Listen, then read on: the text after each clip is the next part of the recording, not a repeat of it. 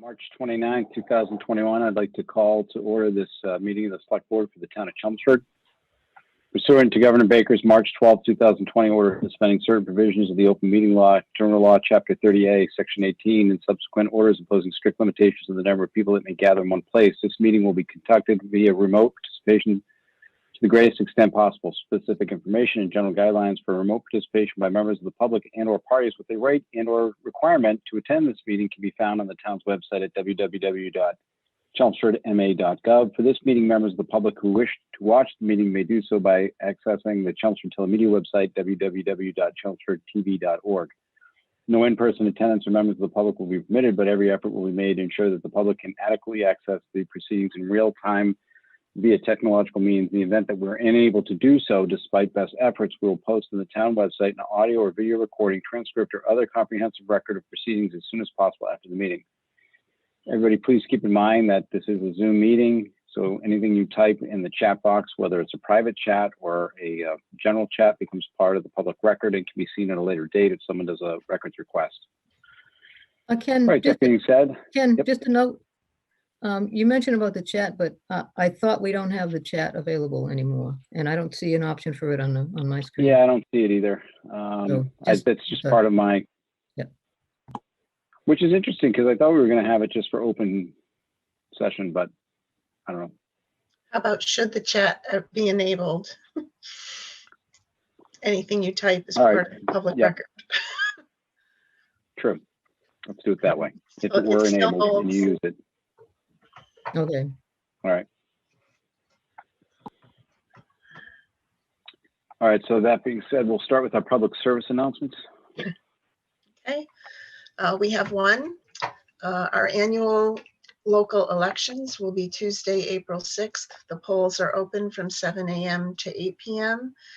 And this year we also have two other options. One is early voting, which will be held in person during regular hours outside the town clerk's office at 50 Billerica Road. And the other option is a vote by mail application, and the deadline to request a mail ballot is 5 p.m. March 31st. They can be found on the Secretary of State's Election Division website.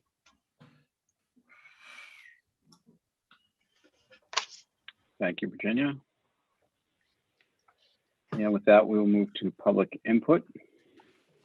If anybody would like to address the board. I can't chat you to tell you I would like to. It's Frank Good if I could. Yep, go ahead. Let me get my video on, yeah. Can you see me? Yes. Okay, just wanted to, I was a little surprised that there was no executive session regarding the sergeant's case, the DLR hearings, considering it, the case just ended March 10th, and quite abruptly by the town resting its case without calling their witnesses that they promised would prove that they did nothing wrong. So I was just a little surprised that you guys didn't have a executive session meeting about that. I would have thought that that would have been something you'd have been interested in, but that's up to you guys. So anyways, just briefly for the public, we just concluded that hearing. We have another one starting April 13th. Like I said, hearing ended quite abruptly without the town presenting their case. I have all the all the transcripts, very telling, pretty shameful things. A lot of members of the public watching, town meeting reps, employees, some town meeting reps. I think I already said that, but pretty much the feedback was incredible. I encourage anybody who's interested to hear the transcripts of all the involved parties, all the players. Those are public records. They can request them from the town, or better yet, they can just reach out to me and I'd be more than happy to provide them to them. We look forward to the next case. First case did not go well for the town, and I would suspect the second case is going to be equally as damaging. But again, really surprised that this Board of Selectmen chose not to have an executive session to find out what the deal was with that case. I know Ms. Timmons watched every hearing. Every day she was there. And Mr. Dixon watched probably half of them. So there's no secret of what transpired during those hearings. And I'm really surprised that this board chose not to have an executive session. But like I said, that's clearly up to you. Thank you. Thanks, Frank.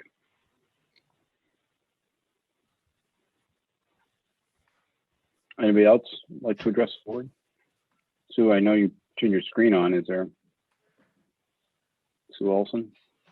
Yes. Did you want to speak to the board? Oh, no. Oh, okay. All right. You need me to turn it off? No. You don't have to. If you don't want to. I don't see anybody else wanting to address the board.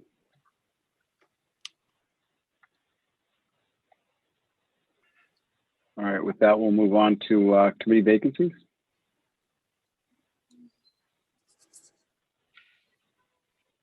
Committee vacancies as of today. The Bicycle and Pedestrian Advisory Committee has 2 openings. The CCA Advisory Committee has 2 openings. The Center Village Master Plan Implementation Committee has 2.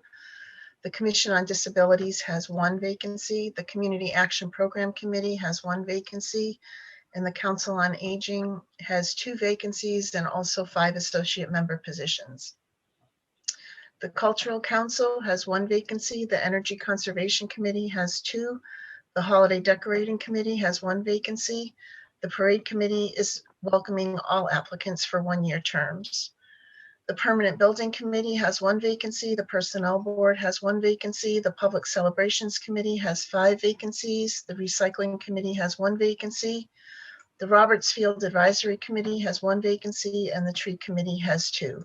If you are interested in serving on a town board or committee, please complete an application available on the town website. And for more information, contact the town manager's office at tmoffice@chelmsfordma.gov or 978-250-5202. Thank you, Virginia. We'll move on to public hearings. The first one is a poll petition for Concord Road. Do we have anybody from National Grid or Verizon? I saw Paulo. Yes, hello, this is Paulo. Can everybody hear me? Yes, we can. Okay, great. Okay, great. The first poll hearing on Concord Road is a intersection Mass DOT project that they're improving on, and we need to relocate one of the poles on Concord Road, approximately about 15 feet, to make space there for the roadway. So that's all we plan to do for this particular job. Does anybody have any questions?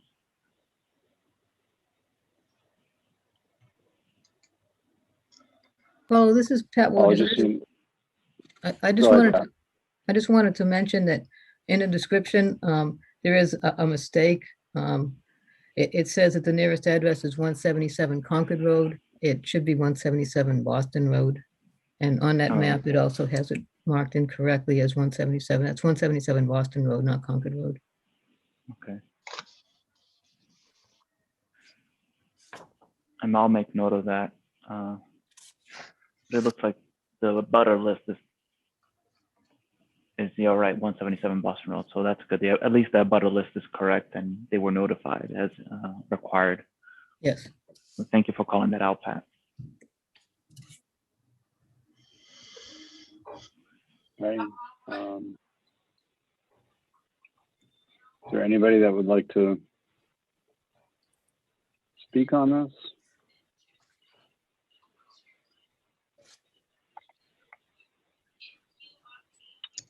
Or it is a public hearing. I don't see. You don't Yeah, see go any- ahead, Virginia. I was just gonna, if not, I'll make a motion to close the public hearing for the Concord Road poll petition. We have a second. I'll second if George. Second. Second, I'm sorry. All right, we have a motion, and a second. All in favor by roll call. Pat, Aye. George, Aye. Virginia, Aye. and I'll vote aye. I will make a motion to approve the poll petition for Concord Road with corrections to the documentation and the drawing to change 177 Concord Road to 177 Boston Road. I'll second that.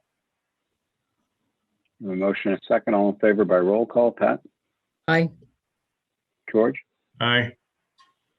Virginia, Aye. and I vote aye. That brings us to the next poll petition. And this one is for Gorham and Columbus. Paul, are you doing that one Yes. too? Yep, I'm here for all three tonight. Okay. So for this one, the existing pole line that we have that services Columbus Road is there's an aerial trespass at the corner lot. So the property owner called us and requested us that we relocate the lines that go through his property. And this actually came up many months ago to relocate the lines, and the petition did pass. But when we went to do the work, there was a gas line on the other side of the street. So due to that, we had to repetition it to the same side of the street. So we're adding 2 new poles. One pole is to relocate the line and support that new wire, and that's pole 8-50, and pole 8-84 is supporting the mechanical tension of that wire. So that's why we need that pole across the street on Gorham Road. Does anybody have any questions? Were the abutters notified that you couldn't move it across the street outside of this poll petition?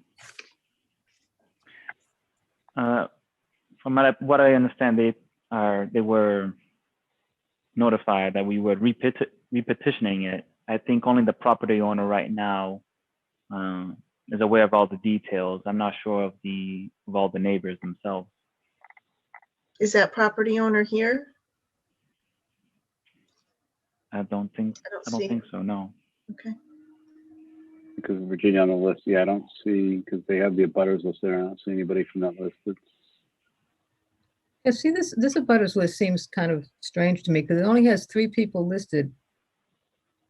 All on, It's a very small street, Pat, and I think there's probably only 3 houses, 2 It's- houses and a vacant lot on there. but And then you got 495 on one side, and I think that might be all there are. but they all show Gorham Street. I mean, are there none on Columbus Street? There's 2 houses on Columbus Street, I believe. Right, and I don't see them on the abutter list. Okay. Yeah, so that Yeah, property owner would not have been notified because that property owner was I believe a Columbus Ave property owner. Right, that was my understanding too, yeah. Yeah, so they have not been notified of this petition. Which one are you? The ones on Columbus Avenue, further down? Yeah, there's nobody on Columbus Avenue on your petition as identified as an abutter, which is an error. Okay. I mean, if they weren't notified, So do we want them to go in? send that out. You've got 3 people from Gorham Street, but no one from Columbus Ave is on your abutter street, the abutter list. Oh, you've got to go. Well, let me correct. The package we received has an abutter list titled Gorham Street Poll Abutter List. Mhm. It only has Gorham Street abutters on it. But this petition includes changing what was already approved for Columbus Ave, and it doesn't appear that you notified any abutters on Columbus Ave were notified. Is that correct? Yeah, it looks like nobody on Columbus Ave was notified. Other than the corner lot, but that is Gorham Road, so.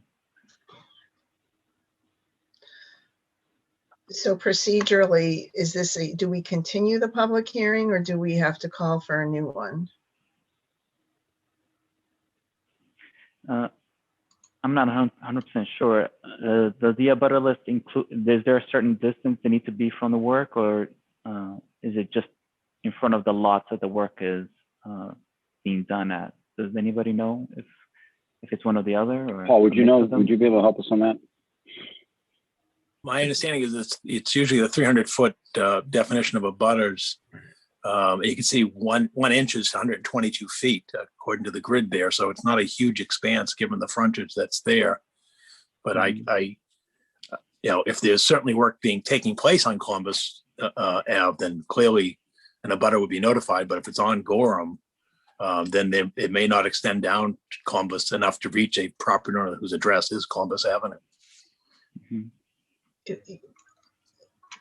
Paulo, I thought you just said that there will be work on Columbus Ave, and it's different from what we approved. It's on the other side of the street. It's on the side of the street that's shown in these drawings, which is not what we approved the last time. Is that correct? So the work on Yeah. Columbus Ave has not been done yet? Correct. There's no work the work was not started on Columbus Ave. Okay. And Mr. Chair, I see, I think McDonough on the call, which is in the abutter list. Do they want to say something? Yes, this is Sean McDonough. Yeah, Sean, go ahead. Yeah, I was looking at the design, and I thought what we approved was the pole being on the other side of Columbus Ave. Sean, what did he explain before you, I think, came on, was when they went to put it there, they hit a gas line. But from what I understand is the gas line runs north-south along Gorham Street. So I don't understand why the pole on Columbus Ave has to be, why it cannot be on the north side of Columbus Ave. I would not believe that the gas line runs parallel to 495. It probably actually runs closer to where the pole, where they want to relocate it, because all the houses on Columbus Ave are on the south side of the street. I think their So what problem you're was, saying, Sean, is that the gas is on the north side of the street? well, I think the problem was when they want to relocate the pole from the corner of Columbus Ave and Gorham Street, they wanted to put it on the north side of Columbus Ave. And I think there's a gas line that comes from Lowell that goes, I don't think it goes along Columbus Avenue along 495. I think the main problem was right where it was on the north side of Columbus Ave, the gas line. It was more on Gorham Street than it was on Columbus Ave. I have a meeting with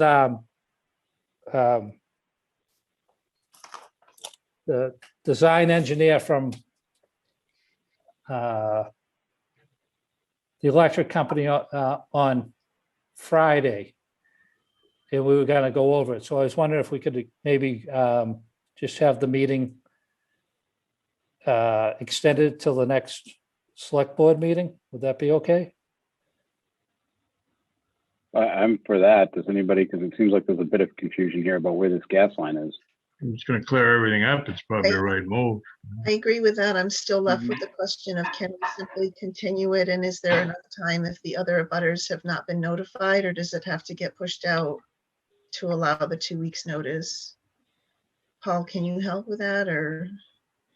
What we can do is Yeah. you can act to continue it till April 12th meeting. In the meantime, we'll check the abutters list, and if need be, we'll re-notice it and then do it to a later meeting in April. But at least Okay. this way, if there isn't a problem with the abutters list, you can pick it up on the 12th. If there is, then we'll Then we'll just re-notice it We'll continue it Yeah. again when we meet on the Yeah. 12th. with a new Okay. hearing. Yeah. Excellent. Okay, I'll That's make- fair. I'm sorry. I have another question having to do with rescheduling it to next month. We will have at least a slightly different board. Is that going to impact that at all? Paul Corn, maybe you can answer that. Well, you need 3 votes to do it. So Okay, as long as And- at least 3 that yeah. have been through all the. Yeah. Okay. All right, just want to check. I'll make a motion to continue the public hearing for the poll petition for Gorham Street and Columbus Ave to April 12th, 2021. Second motion. A motion is second, all in favor by roll call. Pat, Aye. George, Aye. Virginia, Aye. and I vote aye. Sean, thanks for coming on tonight and taking Thank the you so time. much for the time. We have one more. You got one more, Pine Hill. No, I'm just thanking Sean. I'm not thanking Paulo. Oh, Okay, all right. Come on, folks. Good night, all. Thank you. Bye. Good night. Have a good night. All right, Paulo, you're up for your third one. Okay, great. So the last one is on Pine Hill Road. We are requesting to relocate the existing pole number 32, about 5 feet in north direction, to provide power to a new solar farm in the area.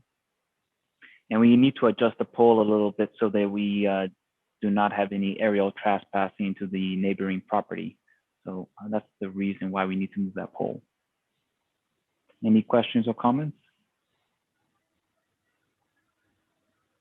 Does anybody want me to screen share this one?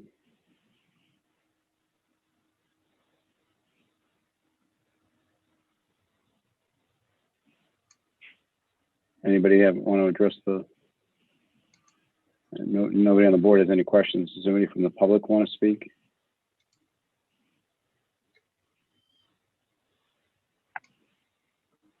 I don't see any.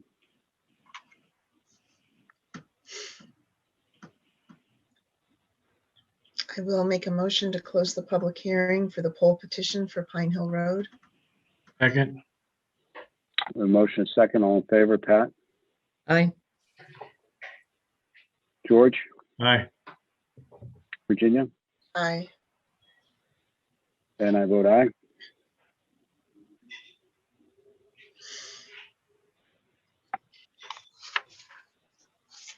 Do we have another motion? Oh, I'll make a motion to approve the poll petition for Pine Hill Road as presented. Second. We have a motion and a second, all in favor by roll call, Pat, Aye. George, Aye. Virginia, Aye. and I vote aye. Thanks, Paulo. So Okay, before thank Paulo you. goes, Sure. I have a- Yes. I have a question. Recently, it used to be a big issue in Chelmsford about the double poles, and recently people have started reminding me that we still have a lot of double poles in town. And we used to get a We do. report maybe every 6 months or so, and we haven't gotten one, I'd say, in probably 2 years now. So I wonder if we could, get an idea of what the status is and, what's going Pat, to happen. I've been here 4 years. I've never seen a double poll report. Okay, then it's been 4 years. So Okay. they drive me crazy because I walk around town a lot Hmm. and I count them when I'm out walking. That's how many there are. Yeah, just today I saw at least 4 on North Road, so, Well, that's where No, I walk. yeah. I know we have ongoing projects, and I've seen lists of that. Like I said, there's a report. I can reach out to the city liaison. I'm not sure who exactly that is for the Chelmsford Electric, but I can reach out to them and get that conversation going to reach out. Who's the best point of contact in the town to work with us? I can work with you on that. We regularly get the reports because part of the double pole process includes the town because we have fire alarm as well as our fiber cable on there. So I will get a legible and understandable double pole report to the select board, for its next meeting. Okay. I'll have it as of April 1st. That way it'll be a good date. So that'll be fine. Okay, so I'll have that person reach out to you then, Okay. and then get that going for the town, because that's definitely an eyesore. So okay, thank you for bringing that up. Okay, thanks, Paulo. Okay, no problem. Thank Have you, a great Pat. night. Thank you. Thanks, Paulo. Be safe. Thank you. Thank you. You too. Again, thanks for bringing that up, Pat. They drive me nuts. All right, with that, we'll move on to licenses. We have one license, change of hours on an all alcoholic beverage license for the Element by Weston over on Research Place. And I don't see anybody here. Anybody here on that one? Yeah, I don't see anybody on this list, so. I did notice in the license, it's just a minor change, right? Because they open at 8 and they want to open at 6:30, I assume just to do an earlier breakfast. I think they've always opened at 6:30. I think they closed at 9 PM. Yes. AM? It was 6:30 to 9 PM on the original one, and now they want to go 6:30 to 12 AM. Right, look at the original license, which is, a The couple yellow- of pages further The yellow down. highlight. Well, I'm going to share my screen. Just give me 1 second so we can look at While this you're together. looking for that, I had a question. So the original license was 6:30 to 9 PM, and it said no alcohol before 8 AM on weekdays or 10 AM on Sundays. If we approve the extension of the hours to 6:30 to 12 AM, does that no alcohol before 8 AM and 10 AM on Sundays still apply? I believe that's a state law. So, That's a- yeah. Isn't it, Paul? Yes. Okay. So, yeah, it would still. See here, I saw 6:30 AM. No, so that's what they're requesting, 6:30 to 12. Scroll down further, Ken, and there's something yellow highlighted in the document we signed last time. Keep going. Right there. Yeah, their actual license, yeah. Yeah. Oh, I see. I got it. So 6:30 AM to 9, they want to go till late at night. No, right now they want to go to midnight. Yeah. Shows you how old I'm getting. Midnight's late at night. Well, there's nobody here from the hotel, so is anybody? This is not a public hearing, right? To Right, just- you don't need a No. public hearing for this, so Okay. I'm okay with the change. Like you said, it is, even though it's not what you expect, what you thought, Ken, it's relatively minor the other direction. Because it's an innkeeper's license, there's different regulations, right? I mean, the hours and things like that. They're entitled, Paul, is an innkeeper's license entitled to like up to This is- 20, almost 24 hours a day? Not, again, this is for the restaurant portion, which is available to the public coming in. Even with an innkeeper's license, they'll shut down alcohol service at the end of the hours. Even though you have room service, they'll stop serving alcohol. Okay, thank you.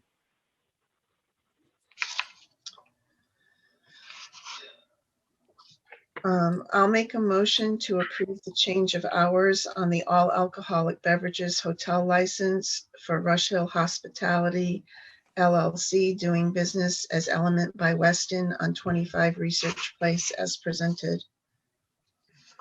Second, Motion is second. All in favor by roll call, Pat? Aye. George? aye. Virginia? Aye. And I vote aye.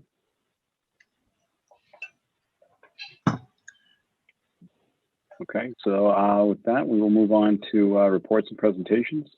And it looks like the first up we have is John Curlin, our moderator. Good evening. Thank you, Mr. Chairman and members of the board. The purpose of my requesting a hearing is before you is to advise you as to the decision that has been made regarding the timing and location of town meeting. Because there's been an increase in infections and the fact that we may be able to have a substantial member, if not all of the town meeting reps who want to vaccinated, certainly not by April, but by June. I consulted with Sue Rosa from the Department of Health and Paul Cohen, Pete Padula, and it was determined that with the assistance of Dr. Lang and Kathleen Canavan from the Public Facilities and Trish Zuris, that the really the first time that we could do it would be on a Thursday, June 17th.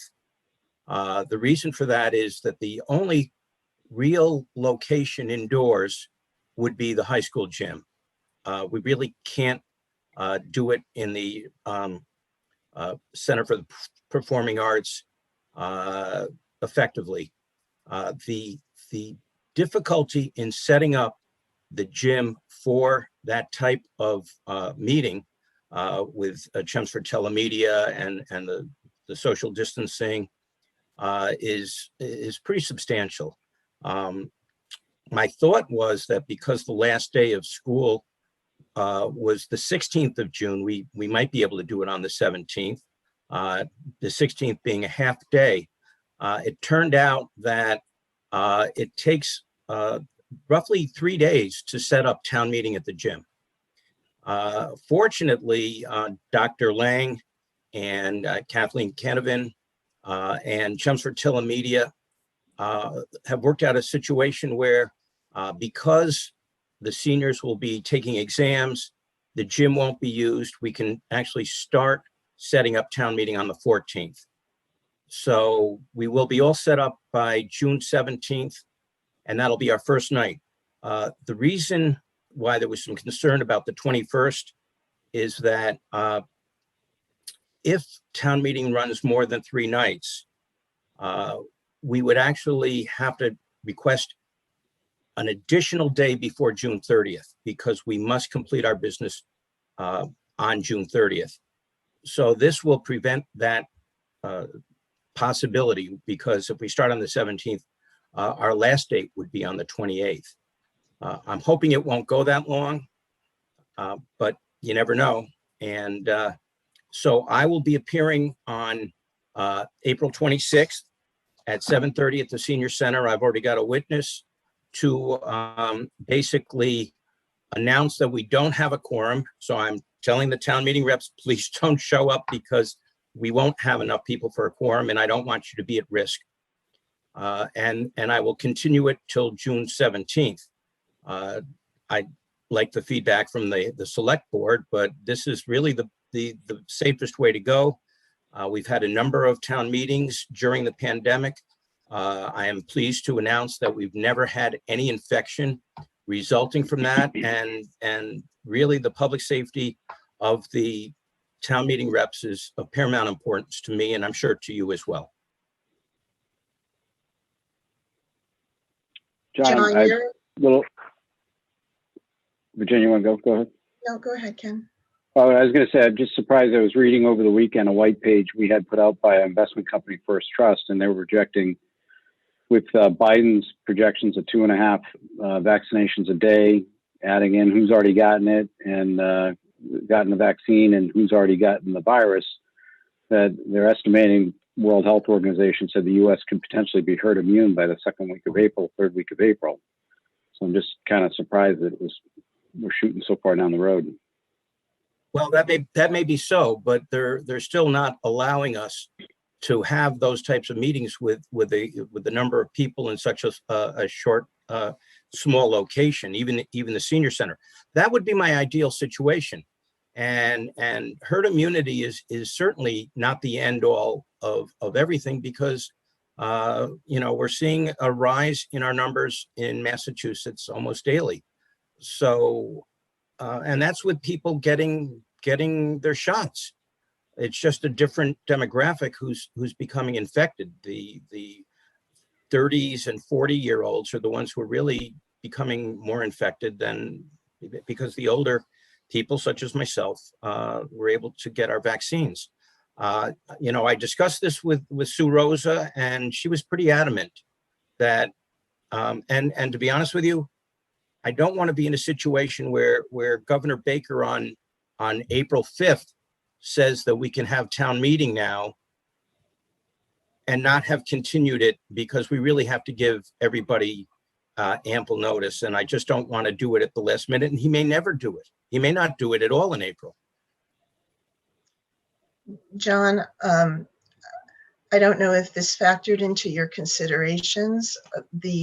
As far as I know, the high school gym will still be in use at least to the end of June. because of the delay in the start of spring sports season. And Jen? there is at least one spring sport that takes place in the gym, and I don't know how the scheduling works, or if the school even has any control over that, or if that's done by the state. I just feel obligated to say I have received phone calls from precinct reps, multiple, who some feel that we should stay with our April 26th date. Others don't know why we're not picking at least a target in May and then using June as a backup, because they don't want to delay as long as the end of June. And I don't know if there was any thought to even poll the town meeting reps to get their input, to know what their preferences might be. Well, to be in response to all of your questions. I understand that I appreciate. Oh, Virginia froze. Are you frozen, Virginia, or are you waiting for me to respond? Okay, so No, you guys again, are frozen. I'm sorry. Are you? I'll wait till you're done and then I'll respond. No, I'm done. I'm done with that comment. I wanted to just make sure I put that out there. And Mr. Chair, there's somebody that's raised their hand also. Go ahead. So Yeah, by way of response, surprisingly, since I'm the one who makes the decision on town meeting and when and where it is, I have received no inquiries or any concerns from town meeting reps. So in the future, if any of them contact the select board, I would really appreciate if you forward them to me, because I'm not getting that feedback. I have suggested they contact you when they contact me, and I'm sorry they haven't, but I have no control over that. The bottom line is that Dr. Lang has assured us that they can make the senior center available by the 14th. I'm sorry, the 17th. They're going to start on the 14th. Yeah. So they'll start on the 14th. They'll be done by the 17th. The high school gym. The high school gym. Okay. I would just do a sanity check on spring sports. Again, I would be surprised if he, and to be honest with you, Public Facilities has indicated that they can do it then. I would assume that all of them have checked on spring sports. I'm just saying it because all you mentioned was the school academic schedule, and this is different. Usually spring sports are done well before June. They're not this year. Again, I'll say this. I will again contact Dr. Lang and Paul, if you can, Paul Cohen, if you can also check on your end to see if there's any possible conflicts. If there are not, I will continue with the plan that I've got. If there are conflicts, obviously we have to address them. But everyone and I've been in contact with a lot of people who are involved in the setup. And again, this is not something that you can set up in 15 minutes. It takes them several days to do it. One of the other concerns we had, and Pete's on the call here this evening, is the height. The telemedia was unavailable around the first week of June because of graduation, and so Pete asked that we avoid that time frame because they had extensive setup to do regarding graduation. And I don't know if Pete wants to elaborate on that, but that was another reason why we didn't steer towards the earlier in that month. Well, graduation shouldn't affect the first week of June because it'll be over by then. And graduation's like the 5th or the 6th. Again, Pete's here. He can speak to what his concerns. Yeah, Pete, you want to talk? We got a couple of people raising hands too. So Pete, go ahead. We just only have so much staff and resources, and the setup for all of these things like graduation is just a lot of work. So we cannot turn things around, and these are just gigantic productions for us. So we needed to not be too close to I guess, working with Tom Peterson, who does most of the logistics of this stuff. Graduation, I think, what did we say? It's on the 5th or so. So we'd need at least a week or at least a bit after that, so we could clear the decks. And, we have all sorts of other duties as well. So it's just, those are two huge operations for us. So I don't know if that answers your question. Okay. Brian Latina has his hand up. Brian, you want? Thank you. Can you hear me? Yep. Mr. Chairman, it's my understanding, according to the town charter, and that is law, that our Springtown meeting is held on a date certain, and it's the last Monday in April. Period. That's law. We have to do that. Time and place.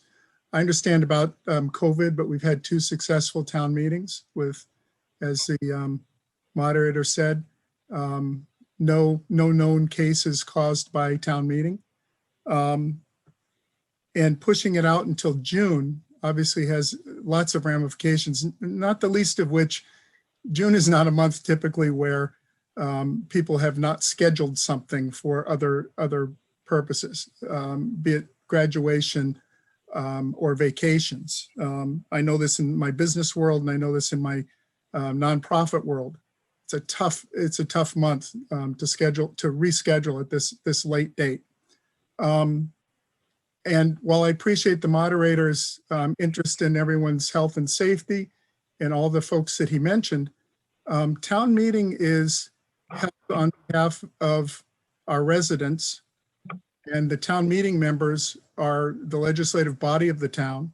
The moderator simply moderates it. He doesn't pick the date in this case. And I find it uncomfortable to have not at least gotten a message over the course of this last year that town meeting was going to change by the moderator. And then he's made all these arrangements independent of his responsibilities.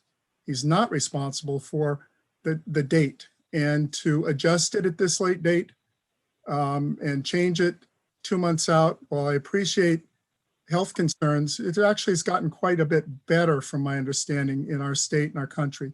18% people have inoculations. By the end of April, I'm going to guess that's going to more or less double. We had 6 or 12 foot distancing in the last town meeting. And I'll point back at the town charter and advise you that if you're really concerned about just having one night, which we did in the last 2 town meetings in person, we're supposed to have just financial activities in the Springtown meeting.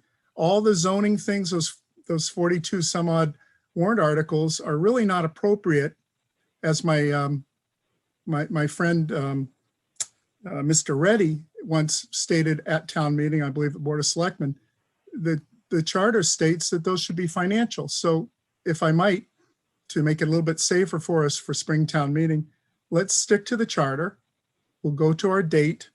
We'll have our town meeting. It will only need to be one night if you only put the financials in there. You can, as Board of Selectmen, readjust the warrant articles and push off the ones that aren't critically important to our health and safety into a future town meeting, arguably the fall, when we're all safe, or someplace in June or July or whatever you want to do if you'd like to have articles related to zoning. And I'll point out that zoning articles, folks, are supposed to be very long-term, thoughtful processes, not something that's quickly ginned up during a pandemic. So if you don't mind, I would like to refer back to the charter and not just the folks that are really not responsible for picking those dates.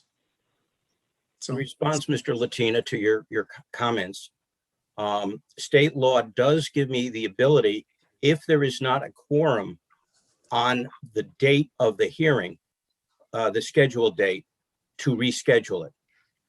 And since we really do not have a safe location, all of the meetings that you referred to that has happened since the pandemic have not been at the senior center, which is the location that is currently listed on the warrant. So there would have to be a change anyways. And I do believe that this is the most prudent way to handle it. If you disagree, that's certainly your prerogative, but state law does give me the authority if there is not a quorum to reschedule it to a date and time certain. And that's what I intend to do. Yep. With all due respect, Mr. Chairman, if I could respond. While I understand that that's the authority that was taken in the past, last April, I believe. In this case, town meeting has not been advised that we should consider changing it. In fact, it sounds like it's being worked on behind the scenes, and that's not appropriate to town meeting. We should be advising town meeting to find out what town meeting would like.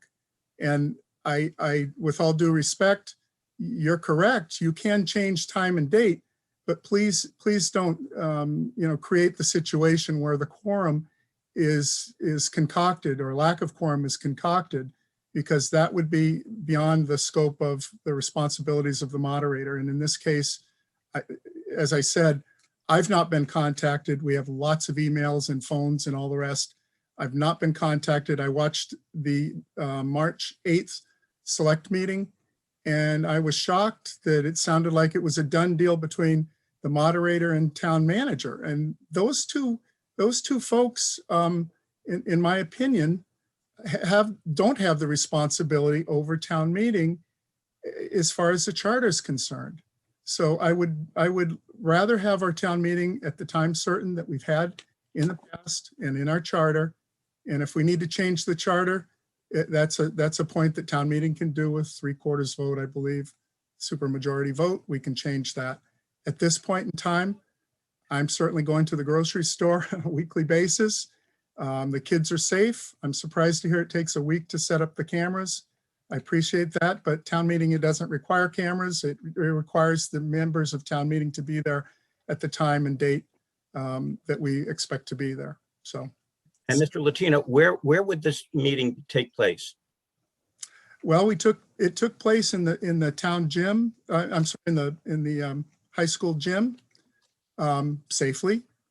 It also took place in the previous town meeting in the PAC, and I believe both those locations had reasonable amount of space, and the spacing required, which has been changed to 3 feet by the CDC in the last week or so in terms of their recommendation.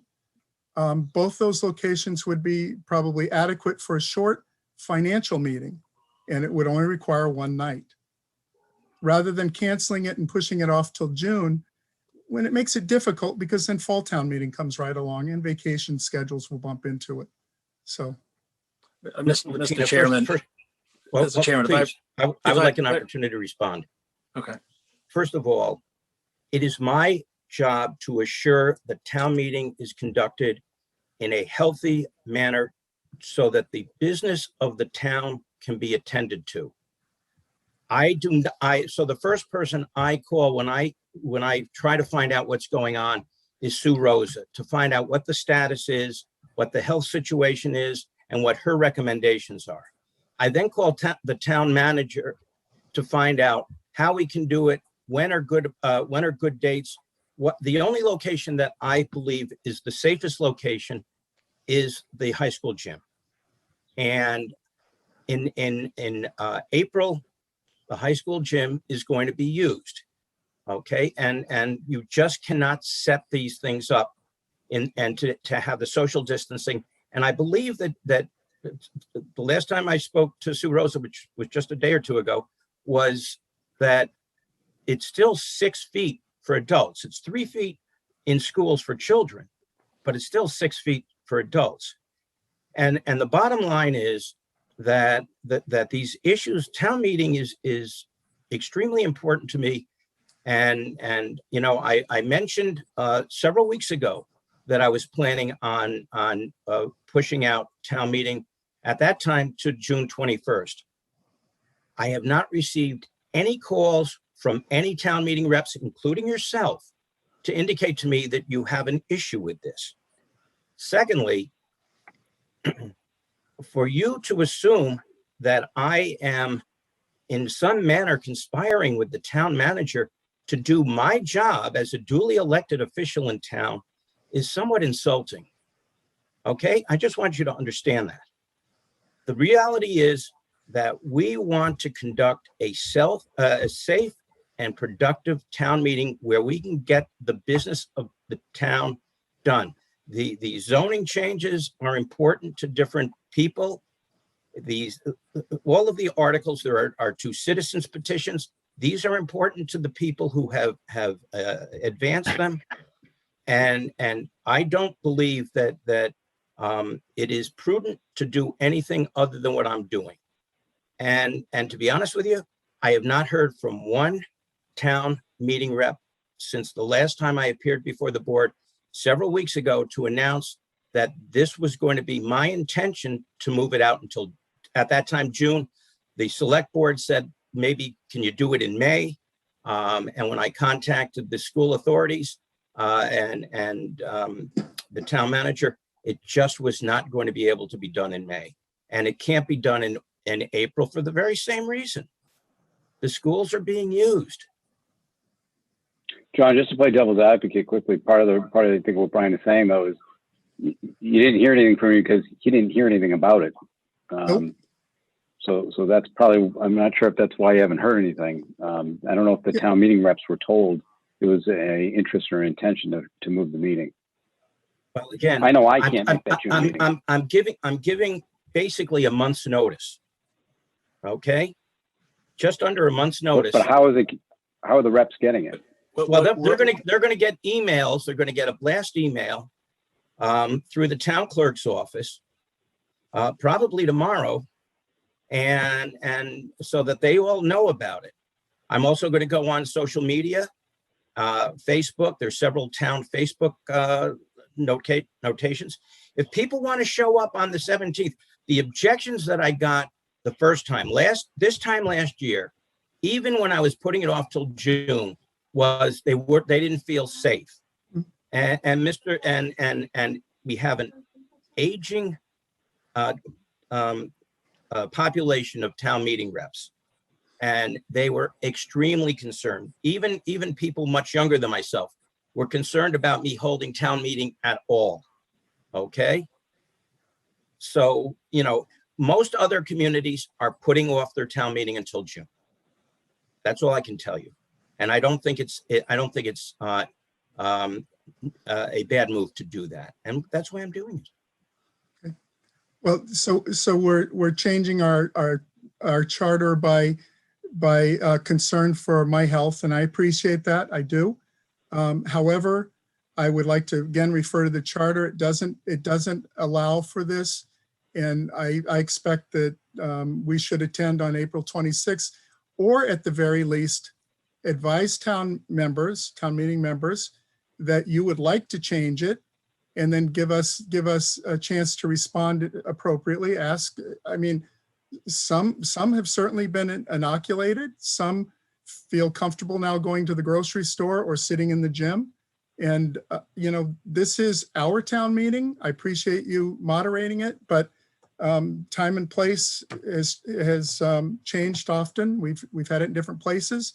Westford did it out on their football field last year, out of a over concern for the health and safety of those folks. Anyone that can't attend, And the reason why I chose not to have it in the football field is we are subject to the uncertainties of the weather. Oh, certainly. I understand. And right now, the warrant says that town meeting is going to be held on the 26th at the senior center.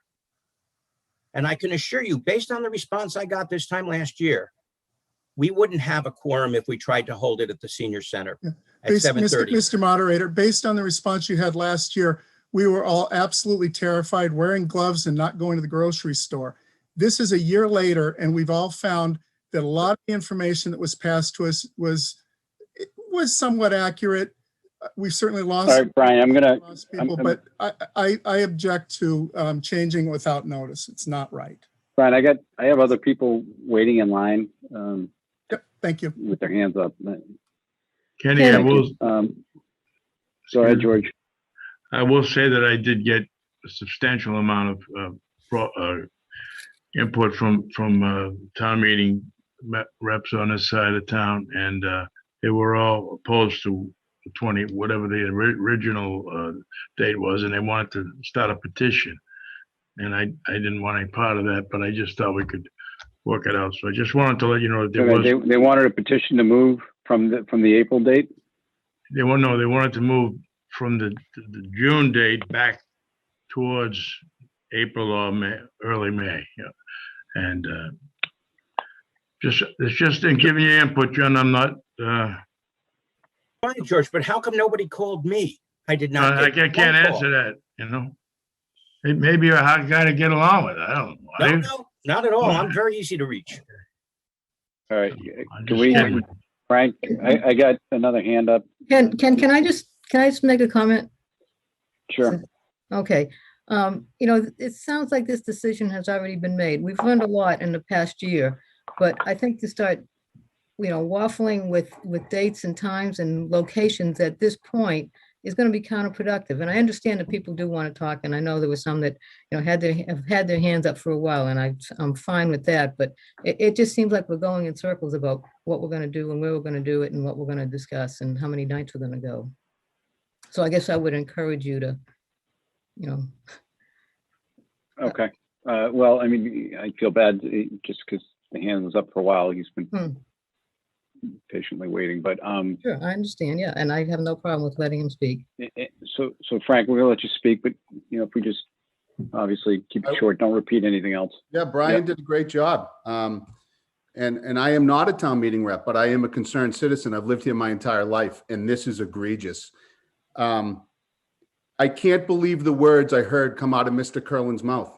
The man was creating the lack of a quorum. He encouraged the lack of a quorum. That is so inappropriate and unethical.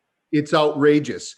He wants to create a lack of a quorum so he can change something.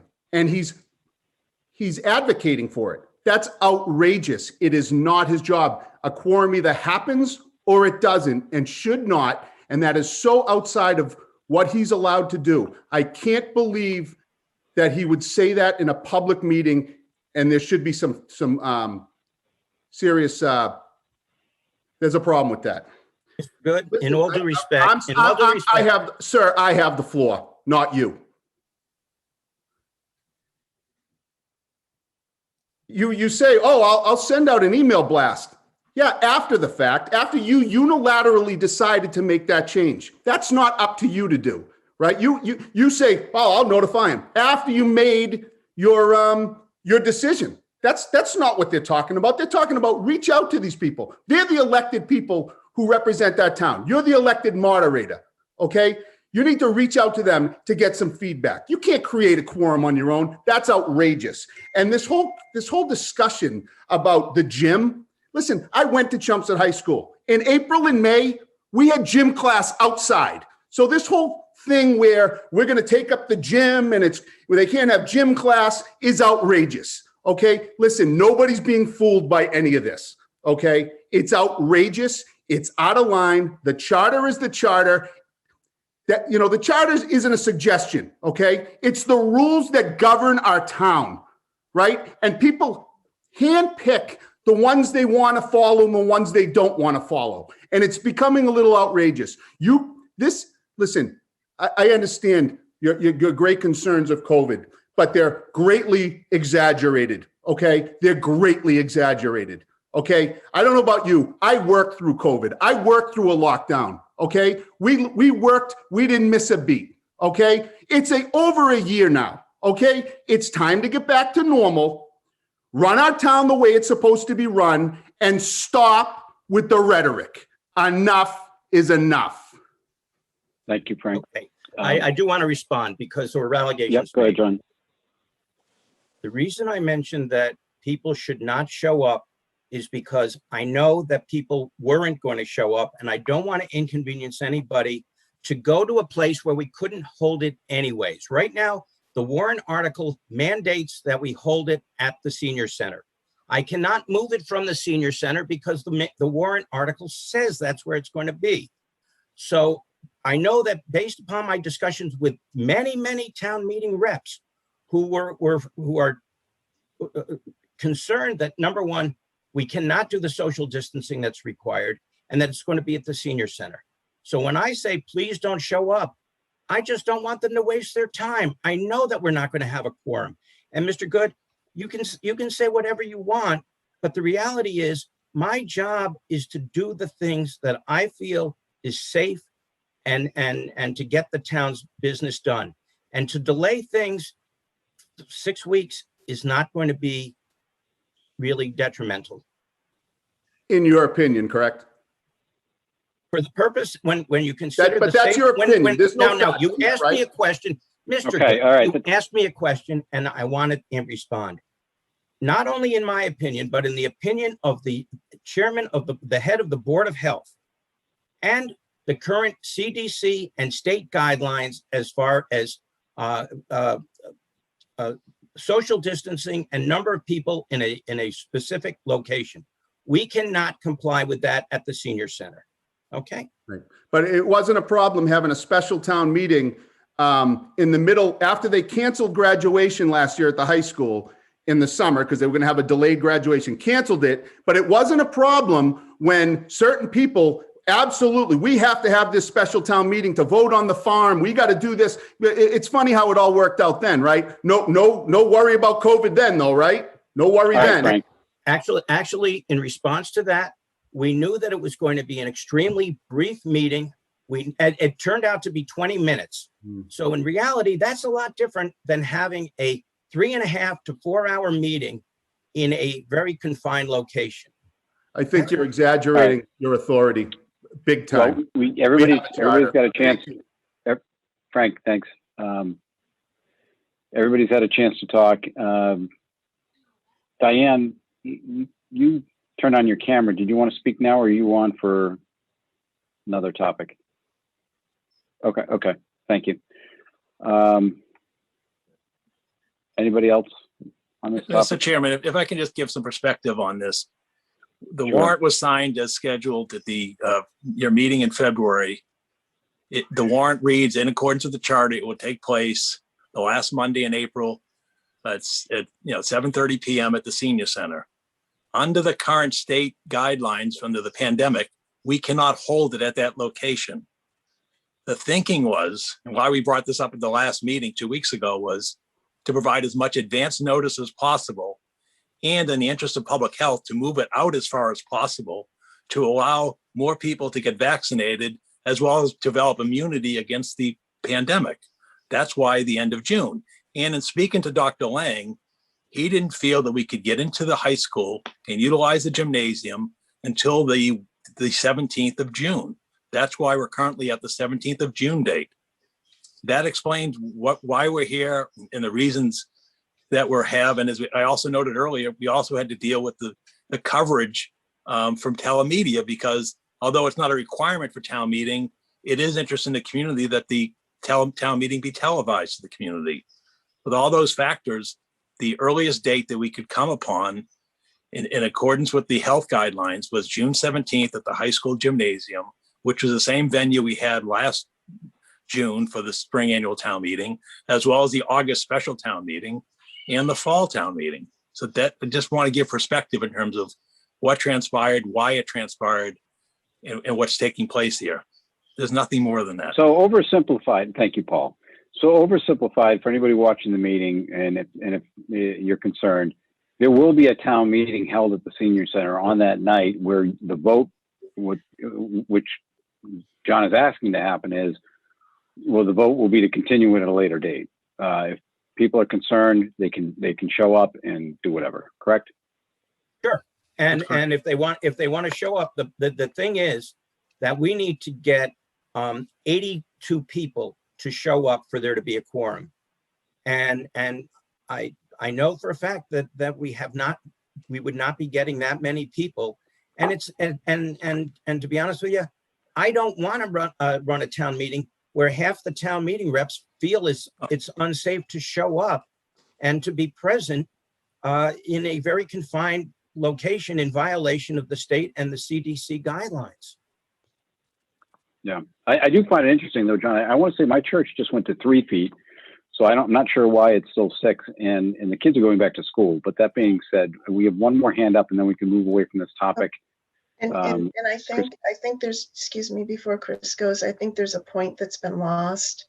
And John, you just touched on it where you said more than half the people aren't comfortable coming. And yet I think the point was, could there be a step where you actually just send out a quick survey to the town meeting reps? You know, are you comfortable in April, May, or do you want to go till June?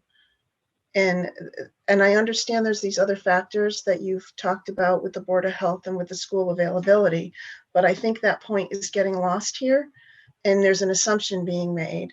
And it's not, and I think the point that I heard earlier was that some of the reps don't necessarily feel that it's their responsibility to reach out to us or you, but that because they are the legislative body, it is our responsibility to reach out to them and get their input as well and weigh that input along with the input from the health department and from the schools and from telemedia. And that critical piece of proactively asking for the town meeting reps' input is what I am hearing is missing right now. So. All right, Chris. If you'd like to, hold on a second, Chris. John, go ahead.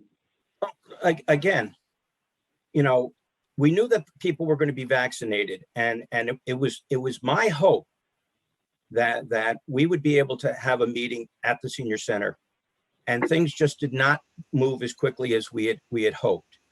And you know, it's really my call, and that's the bottom line. It's my call, and if you disagree with me, don't vote for me next time.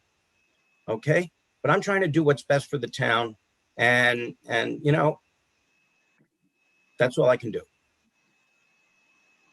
Go ahead, Chris. Yes, Mr. Chairman, thank you. I'd like to point out a couple of things. One, like Brian said earlier, the charter and the town code specify time and date certain for both the spring and the fall town meetings. So if there was any concern or doubt about location or possibility for town meeting to be held, then the most appropriate place should have been scheduled, either the Chelmsford High Gym or the Performing Arts Center, one or the other, because clearly there was some dubious assumptions made as far as the senior center being held, number one. Number two, because the town meeting is a time and date certain, then that takes priority over everything else. Any other activity can be moved, either by date or by location. Town meeting comes first. The other thing is that the town charter is the governing document of the town. So I'm sorry, but creating a situation that kicks in discretion is inappropriate because the discretion is inappropriate given the circumstances. So the warrant, as you know, and its location are under the jurisdiction of the select board. The select board can change that and notification can be issued by the constable as usual. To say you can't change the location, but you can change the date does not make any sense. The town document comes first. So I hope you take that into consideration, keep things on track, have us follow the town charter. And again, if there was a problem or perceived problem a month or so ago, then it should have been addressed at that time, not now. The other thing is, as far as quote unquote notification to the town reps, open mic is not notification to the town reps. It is discussion with the select board, period. And there's nothing in the town charter for the town charter as it is without certain emergency circumstances or a non-quota, not a conceived non-quota, but a non-quota, then the town moderator can step in. But other than that, telling people not to show is not the right answer. School kids are in school, people in the grocery store, people are in the malls, people are everywhere for hours at a time. In addition to that, the town charter does specifically say that the Springtown annual town meeting is primarily for financial concerns and the budget. And that's what it should be stuck to, period. Having these things drawn out is I'm sorry, it's ridiculous. And the zoning code is not intended to be changed every single town meeting session or every other session. It's intended to be the law. The law is not to be changed like dirty laundry. It's expected to establish stability so that people know what to expect. So thank you for your time. Thank you, And Chris. I hope you take this under consideration. Thank you. Pete, you want to go ahead? Yeah. Just real quick, I did get word, just to address Virginia's concerns, and I did speak while you guys were speaking about other things to the athletic director, and he's aware of the situation and it's not a problem with spring sports. Okay, so that's, we can check that one off the list, just to get back with you on that. Thank you. Mr. Chairman, again, this isn't a normal time. This is a pandemic and it's a health emergency. And I just want to reiterate that the intent here was to push the town meeting back as late as possible. And in this case, June 17th, and so that we'd have enough sessions to finish by June 30th, in order to provide as much time and opportunity possible for the residents, town meeting reps, as well as the residents who wish to participate in the meeting, to become vaccinated and to develop immunity. And yes, we hear today that perhaps in 3 weeks, vaccines will be offered to all adults in the Commonwealth and across the country. But we don't know when those immunizations will take place and when they'll be completed and when the immunity would take place. So in the interest of public health, I can't conceive of any reason other than the fact that you should hold it as late as possible in order to provide the greatest public health opportunity for the community. I mean, that's a simple measure. I mean, that's a simple guideline. Yes, Paul, that's the only way I look at it. Paul, do you see a downside in polling the town meeting reps just to get their input? Well, we didn't poll the town meeting reps last year when we postponed the town meeting. And I see the downside, Virginia. I see the downside, Virginia, that it's public health. And even if it's 80-20, let's say 80% of the people want to do it on May 12th, okay? I don't think we or any community should impose a health risk on the other 20% or any other person who wants to attend that meeting needlessly. So that's my opinion. Again, it's my opinion, but that's my perspective. Public health trumps everything. And any situation that we should always strive for, the situation that provides the healthy environment, which in my mind is the gymnasium location and the latest date possible that allows us sufficient time to conduct the business. Everything else, I don't think it stands close to that in terms of a decision-making basis. That's just my perspective.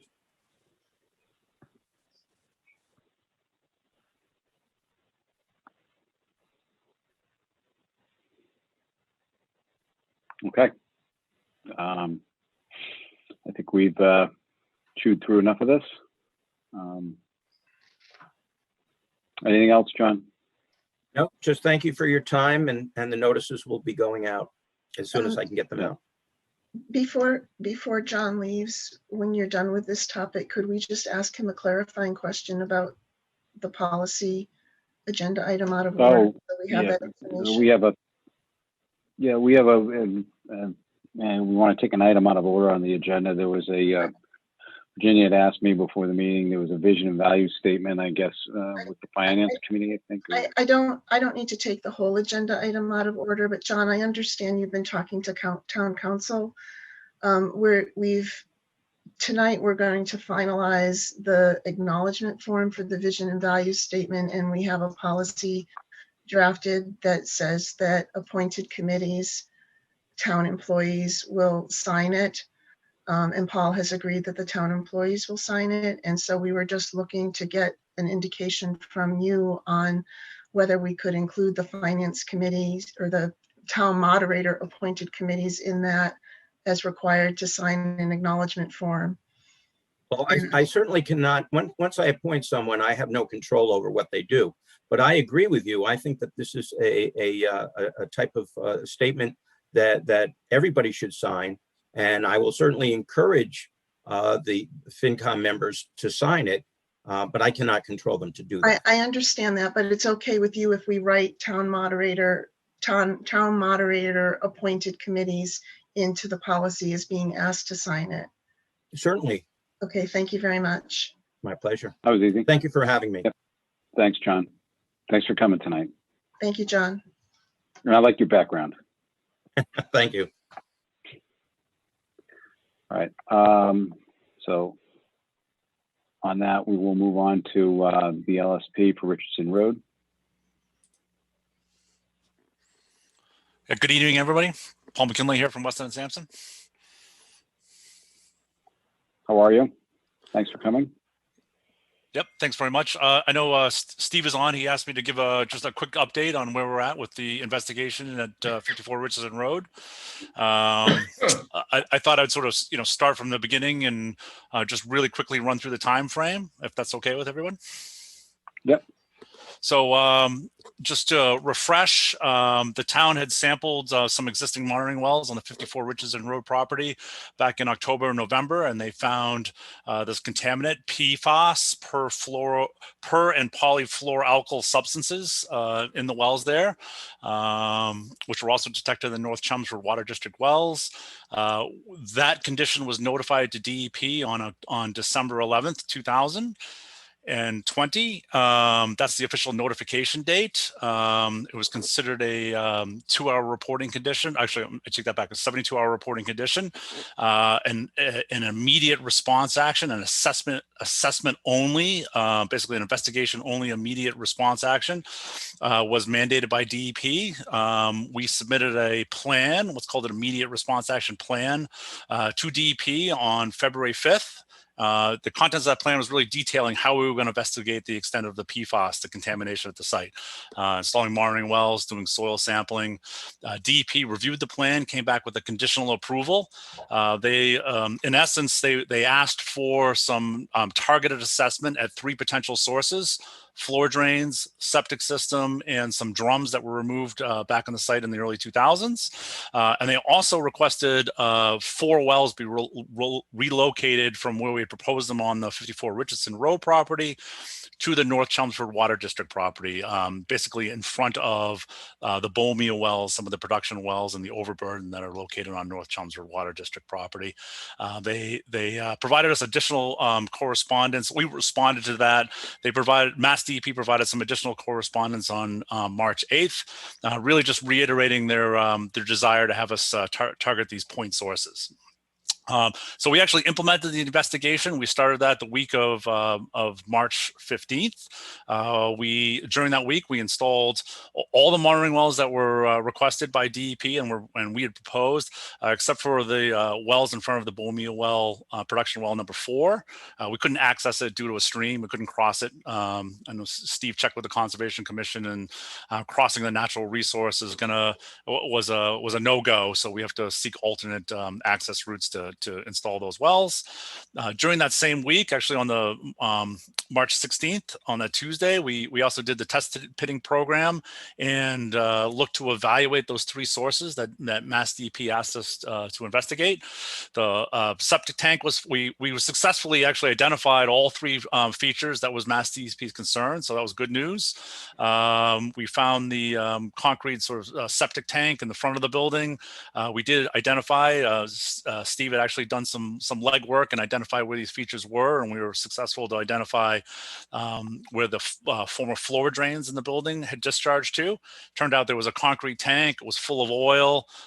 So we responded. We contacted Strategic Environmental Services. They came out, pumped the tank.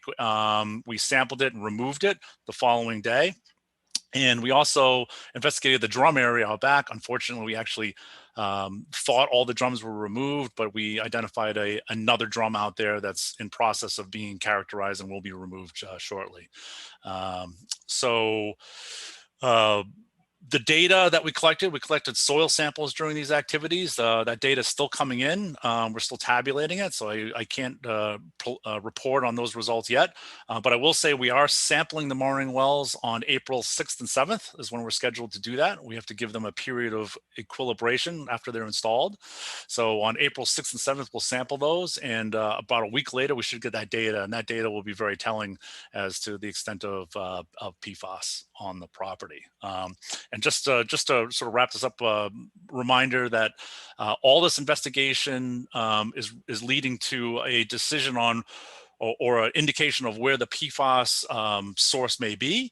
And DEP has implemented an interim deadline of October 11th, 2021 to determine basically the source of the PFAS, and if it is on the property, to determine how that will be remediated. So that's the deadline. So I guess with that, I'll stop there and take any questions. When you said all of this is leading to where the source may be, do you have indication of that yet? Or that was the end of, you're saying that's the end objective? Yeah, that's the end objective. I didn't know if you had some data now that was telling you. No, I mean, DEP has asked us to, in the original notification, requested that the basically the assessment start at the 54 Richardson Road property, and then during the back and forth with the IRA approval, they requested us to put some wells on the North Chelmsford Water District property.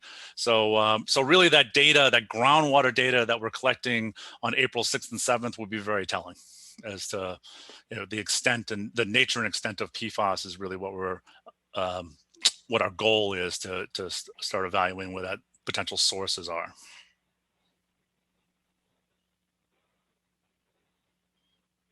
Have you done a lot of these processes where you have some contamination, you're, hunting down a source? Yeah, that's typically our process. When we evaluate a site, we start with background research. I think I reported the last time we talked. We had done our background research, looked at potential sources, and we use what's called a site conceptual model approach. We, look at the information, we develop a theory, and then we develop a sampling plan to sort of, confirm or deny the theory. And in this instance, Mass DEP has really been hands-on and directed how that evaluation will look. They've commented on our proposed wells and where they go and how they should be screened, and so they've been very involved on it. But yes, we this is the sort of scientific process we follow. We, have you done a lot for PFAS? I've been involved in several PFAS sites, but I'll say I've been doing assessments and evaluations of contamination and trying to find sources for 25 some odd years and some very big sites. So. Is there usually, when you do one for PFAS, like one common usually source, or because I know we have other towns around us with the same issue. We're starting to see it across Massachusetts. What is the source usually? No, it's a great question. PFAS is very, as we're finding out, and it's a relatively new contaminant. Been on the radar screens 2, 3, 4 years now. So we're as the data set and more investigations are being conducted, we're finding out more about it. And PFAS is very ubiquitous in the environment. It's it can be deposited by airborne sources, surface water. It can be released into the groundwater and migrate. So. I guess to answer that, it can come from a broad variety of sources and release mechanisms. I think of seen online there's 5,000 or more potential sources of these impacts. I know in others areas and towns surrounding they're also dealing with PFAS. So the sources can come from various various sources and release mechanisms. So with that, again, the direction from DEP was to, focus in and start with 54 Richardson Road. But as we look at that data set that's developed, if there are other sources, we'll certainly chase those as well. Did the results Okay. come back from the analysis of the concrete tank and the barrel contents? Not yet. So I reached out to SES, who did collect those profile samples with the intent of getting that material, potentially PFAS impacted material, into the proper facilities. They have yet to receive all the data to prepare the profiles, so we hope to have that shortly.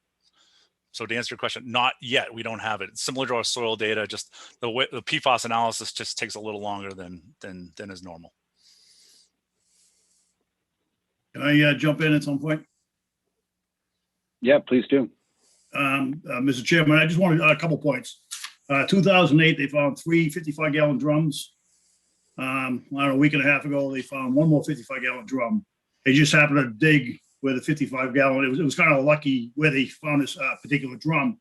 But my point is, I think there should be some ground penetration radar or some type of ultrasound, even metal detection to do some more locations on that property, because this was just happening. They happened to dig right where a 55-gallon drum. If they went 1 foot either direction, they would have never found that 55-gallon drum. And also the concrete vault, that was kind of like a mystery. They found that by following the line, and they found this vault that had 2.5 feet of some type of petroleum-based liquid. It was cut off. There was a hole that went to a D box. So there could have been a potential that thing leaking. It wasn't a sealed vault. I just want to make that clear. So, I mean, I think there has to be some more investigation on that site. Not just groundwater monitoring. There also has to be some type of groundwater penetration. I don't know how you can answer that, Paul. What's been running through my head and what I would like to see is, can we hire the right expertise to come in and do a systematic sweep of that entire area?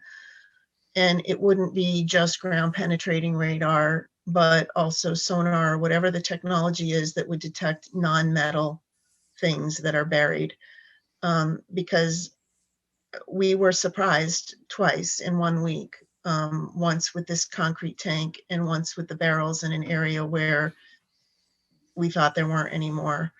And it personally, it leaves me with a little bit of discomfort, and I would feel much better if the town could hire the right expertise to sweep the whole area, including looking for things that maybe aren't metal, to see if there's anything else there that we've missed. I don't think we can afford to be surprised again. It's not the right thing. Yeah, and just to jump in there, I think in my conversation with DEP, obviously I keep them well informed, and when we found the drum, certainly talked to them about next steps. And an additional survey, I would say, rather than a ground penetrating radar, what's called an EM31, or it's basically a electromagnetic survey for metal objects, and it'll identify others may be appropriate at this stage to rule out the drums.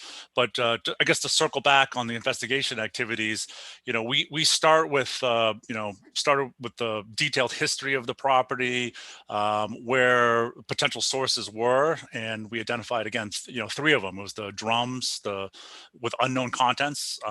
That's why DEP asked us to go out there and look, and obviously we were looking in the right spot. We found another one, and certainly the question is, are there more? So I'm in line, and I think DEP as well, that we were proposed to close the loop on that and certainly do another evaluation and make sure there are no other sources such as the drum in that area.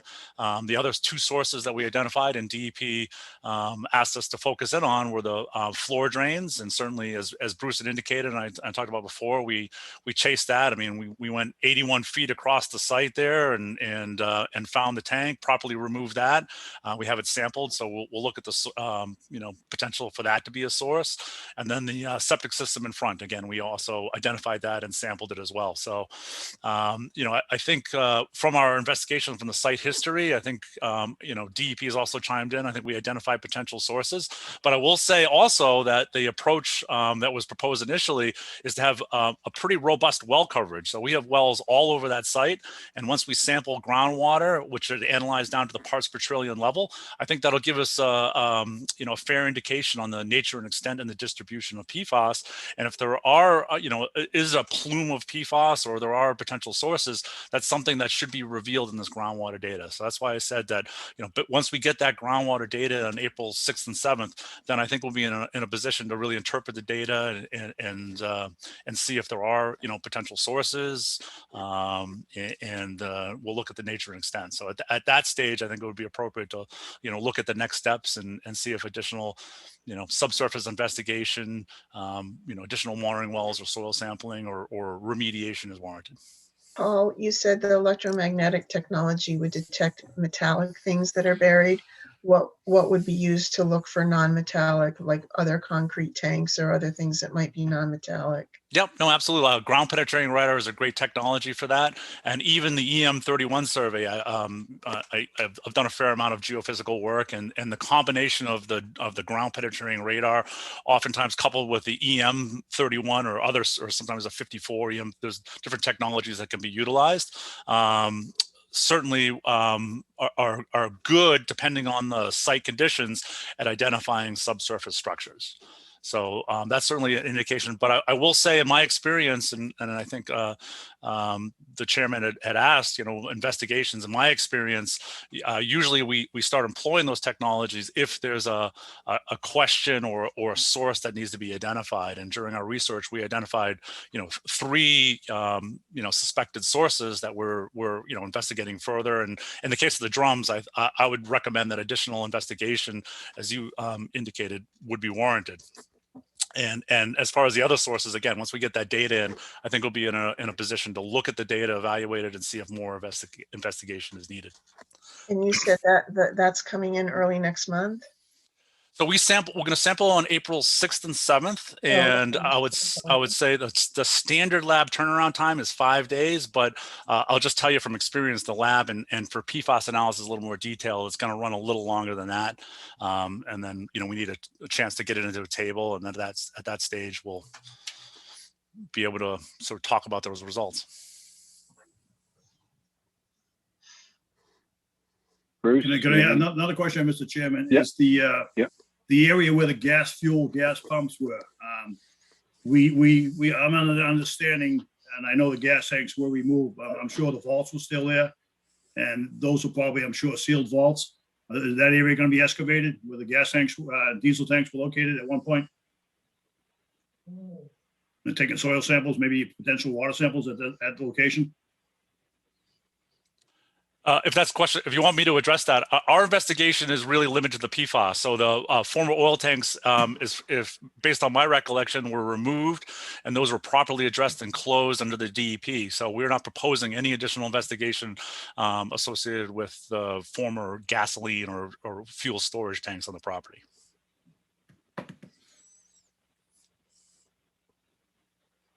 So there are other storage tanks buried on the property, old storage tanks? No, those are what Bruce was asking, if we were going to do some additional investigation for the former petroleum tanks. And my understanding, and Steve, please chime in, but I believe in our previous reports, those tanks were properly removed and closed under the regulations, and there was no indication. You're talking about the ones that were removed in 2008?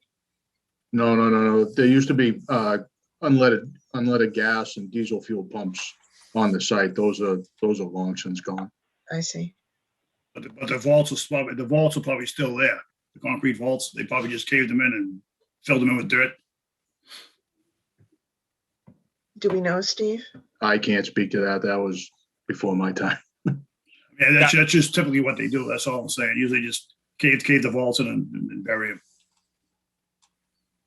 Yeah, so the tanks were removed I have this report right in front of me. The tanks were removed in 1998.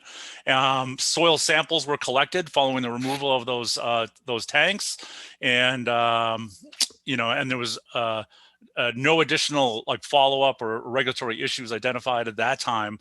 So again, that's, the tanks were properly removed and closed, and there was no outstanding regulatory issues associated with that. So we're not proposing to do any additional investigation associated with that. Is the tank the same as the vault? So again, there's just to be clear. So I think Bruce was raising issues on these old gasoline and diesel USTs that were removed in 1998. During our investigation on March 16th, a few weeks ago, we identified, as we were chasing the floor drain discharge, a concrete vault. I might have called it a tank, but it was really a concrete vault. It was about 3 feet by 5 feet by, I think it was 4 feet deep. It did have some liquid in it. We properly removed it with the fire chief in attendance, took some confirmatory samples. We sort of treated it like any other tank and conservatively sampled it and removed it as such. We didn't limit the analysis to just PFAS. We did it for a full suite of analysis, including oil that was present in the tank, and those results are still pending. But we're talking about really apples and oranges here, two different issues. Bruce, Mr. Harper raised the old storage tanks that were on the site, and they were removed in 1998. And again, we had no indications that this was an issue. We put that on the IRA plan, and Mass DEP didn't indicate that further investigation was warranted associated with that. We're focusing our investigation on the PFAS. But just correct me if I'm wrong, Paul. Back in 1998, they weren't testing for PFAS on that site. They weren't, but I mean, the reason that DEP asked us to look at the drums rather than the tanks is the contents of those tanks were known. It was diesel and gasoline, right? Right. So that's why DEP looked at all these. We disclosed all this in the IRA plan. We fully went through the site history, and those tanks were of known contents. We knew that what was in them versus the drums and the floor drain and the septic field. It's unknown what might have discharged to those. So that's why DEP asked us to pinpoint and target those potential sources of the PFAS.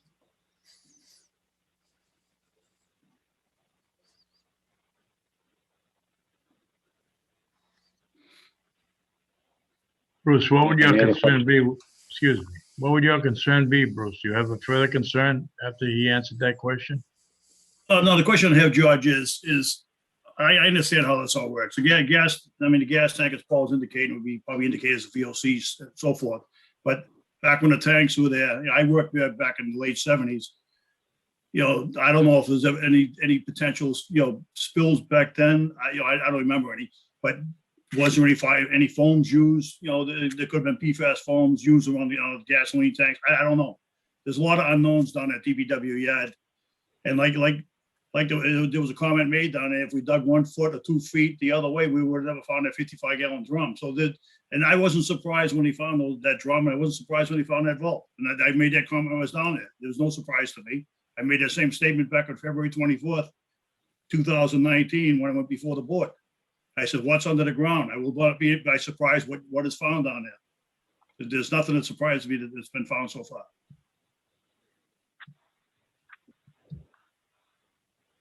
And Paul, are you confident with everything you've done so far? I mean, you've been doing this for 25 years, you said. So, I mean, obviously. Yeah, very much so. So we try and connect the dots. We do the research. What's the potential sources? And then we, formulate a plan to sort of evaluate that and then implement it. And we're going to get the data. And, once we get the data in hand, we'll have some information to sort of, evaluate and react to. So, again, I look at it as potential sources. And again, I should say, we're focused really on the PFAS. The PFAS is what's affecting the downgradient receptors, Mr. Harper and the North Chelmsford Water District wells. These 1998 tanks these tanks were removed in 1998. There was no significant issues identified at the time of removal. Those would be petroleum impacts, and so we're not chasing that potential source of petroleum or petroleum hydrocarbons.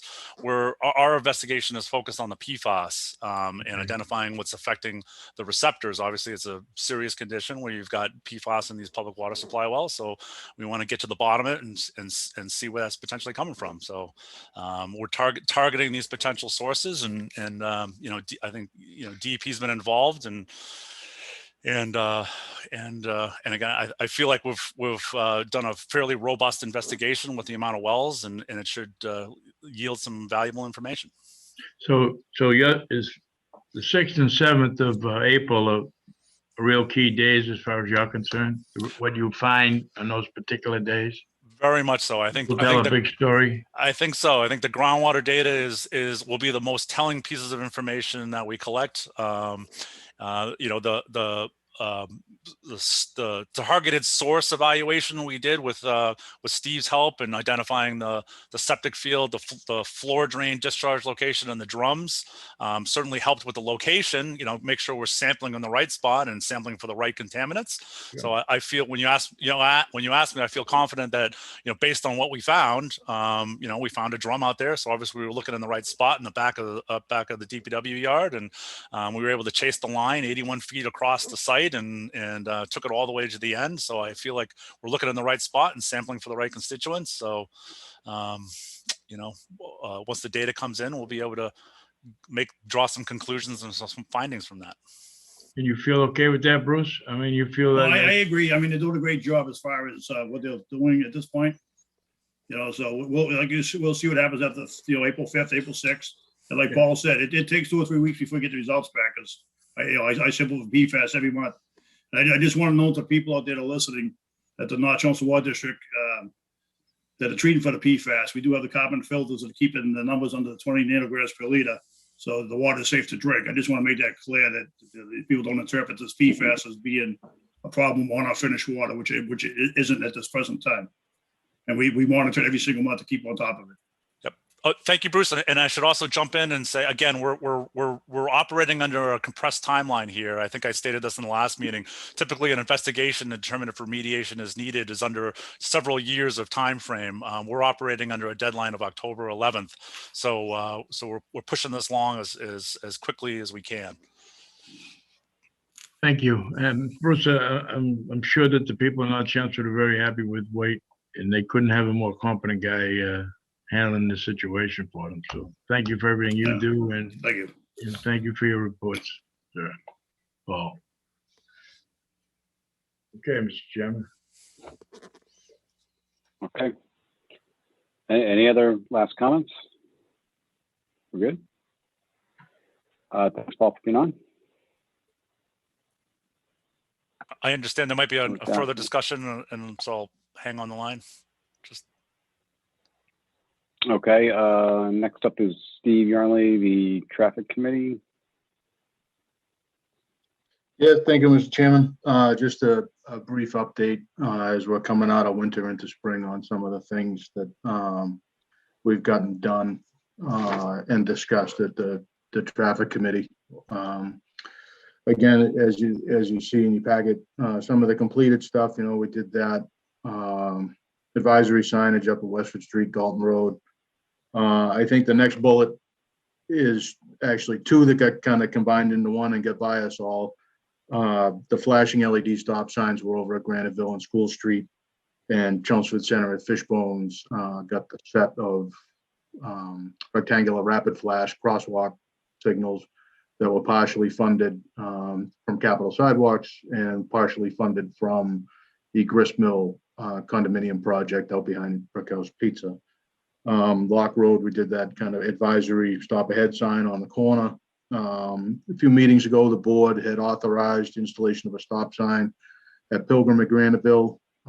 We got that installed and also replaced the one at the other end of Pilgrim at Westford Road. And members of the committee did a walk over at Byam and Locust Road just to look at that intersection. A couple actions based on that. We're going to do some looking into it now, some advisory signage around that Byam and Locust intersection, just advising people the potential for two-way traffic as we look into a more permanent fix. Kind of the signage will be sort of a temporary measure. We do ask, I believe Member Wojcik had brought up a meeting or two ago or at the last traffic update about a stop sign at Proctor Road and Acton Road. We looked at it in the regulation. We have a stop sign right on the other side of the common that's officially in the book at Common Street at Acton Road. So we do ask for the board to take a vote for the installation of this stop sign at Proctor Road, where it intersects Acton Road. And lastly, which will be ready for the next meeting, we've had some discussions about the on-street parking through Central Square. I'm currently in the midst of rewriting most of that section in the traffic rules and orders for the time limited parking. We've had some 30 minutes, some that's an hour, some that's not regulated. The section references spaces that are no longer there. And there's a lot of references to like the New York Penn Railroad, which obviously is the bike trail. So just trying to clean up the language so it can be consistent.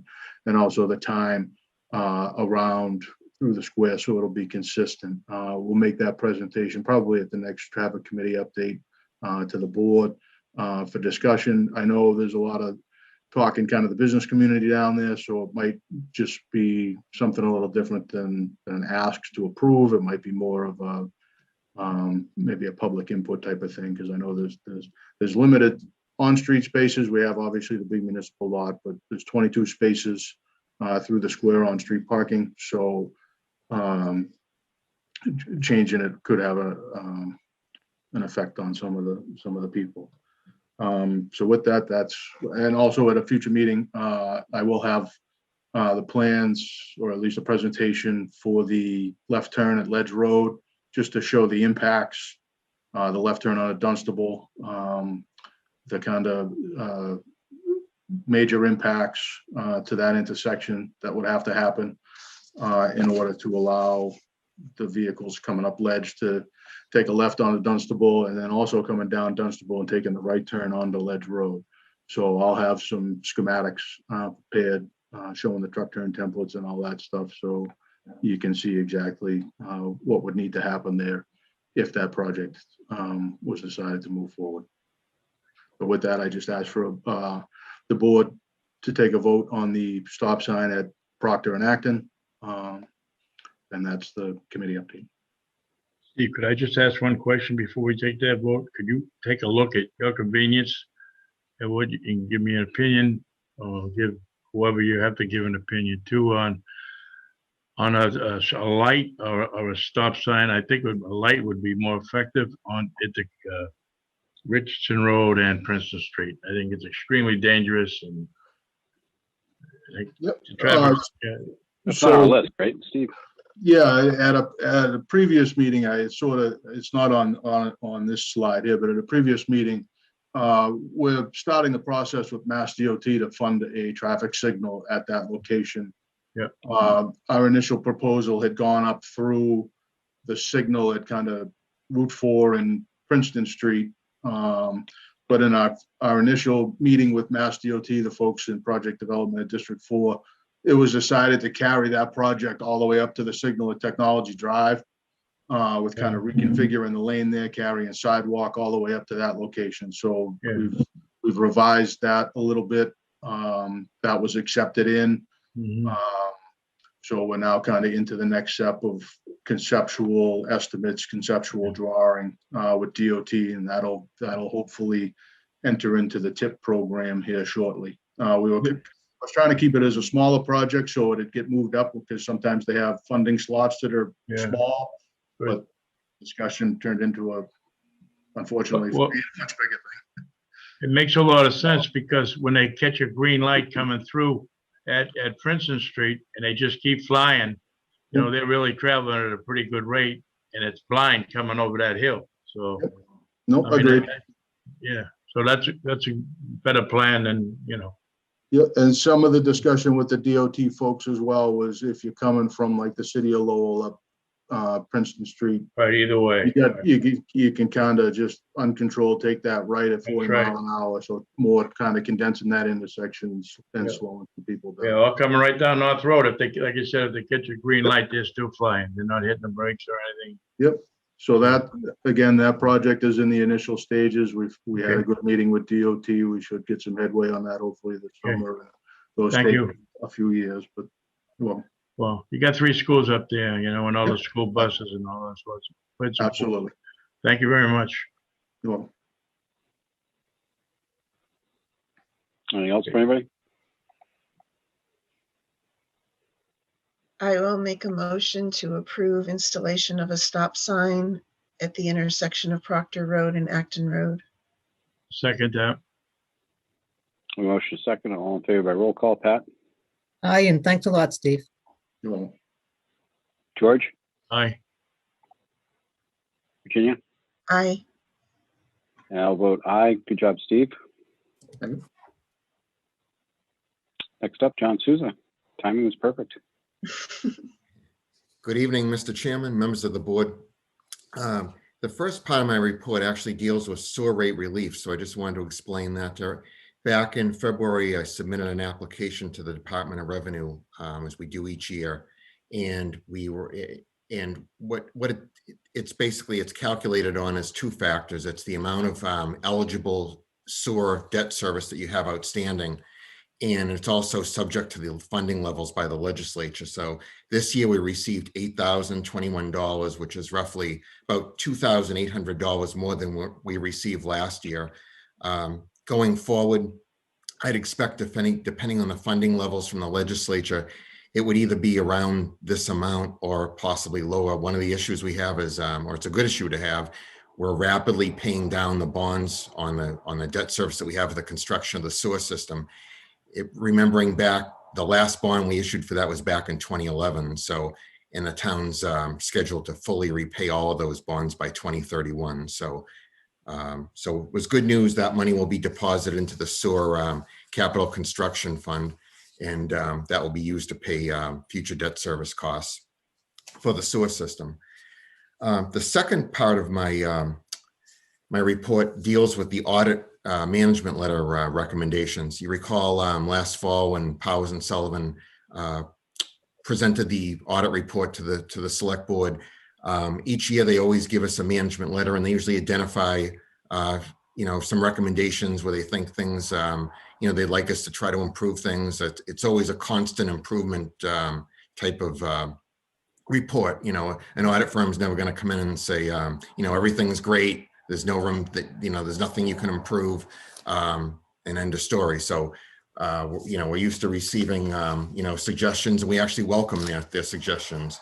The first one, just to go through these with you, if you have I believe you have the management letter in your packet. The first one is it said they recommend we develop a framework for assessing and improving cybersecurity. With all that's going on in the world today, a lot of audit firms are recommending this to their municipal clients for obvious reasons.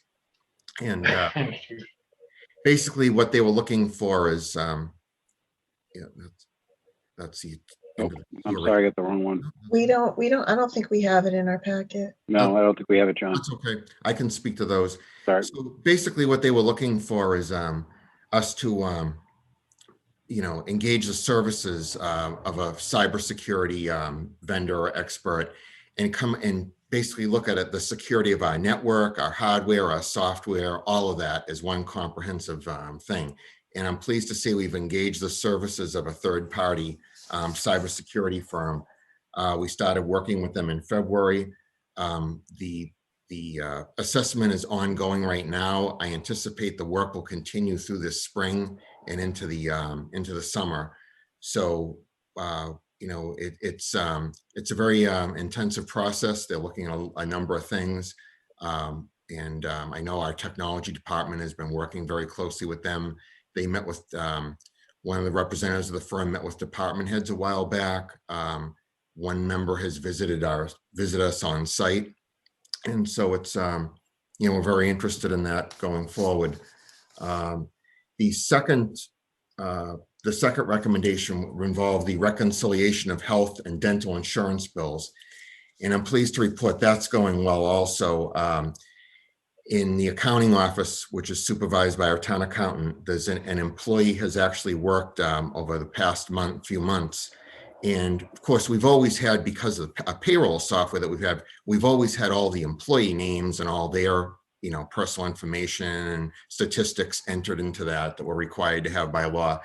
But what we've gone a step further now in this, the employee in accounting has actually entered all of the spouse and dependent information.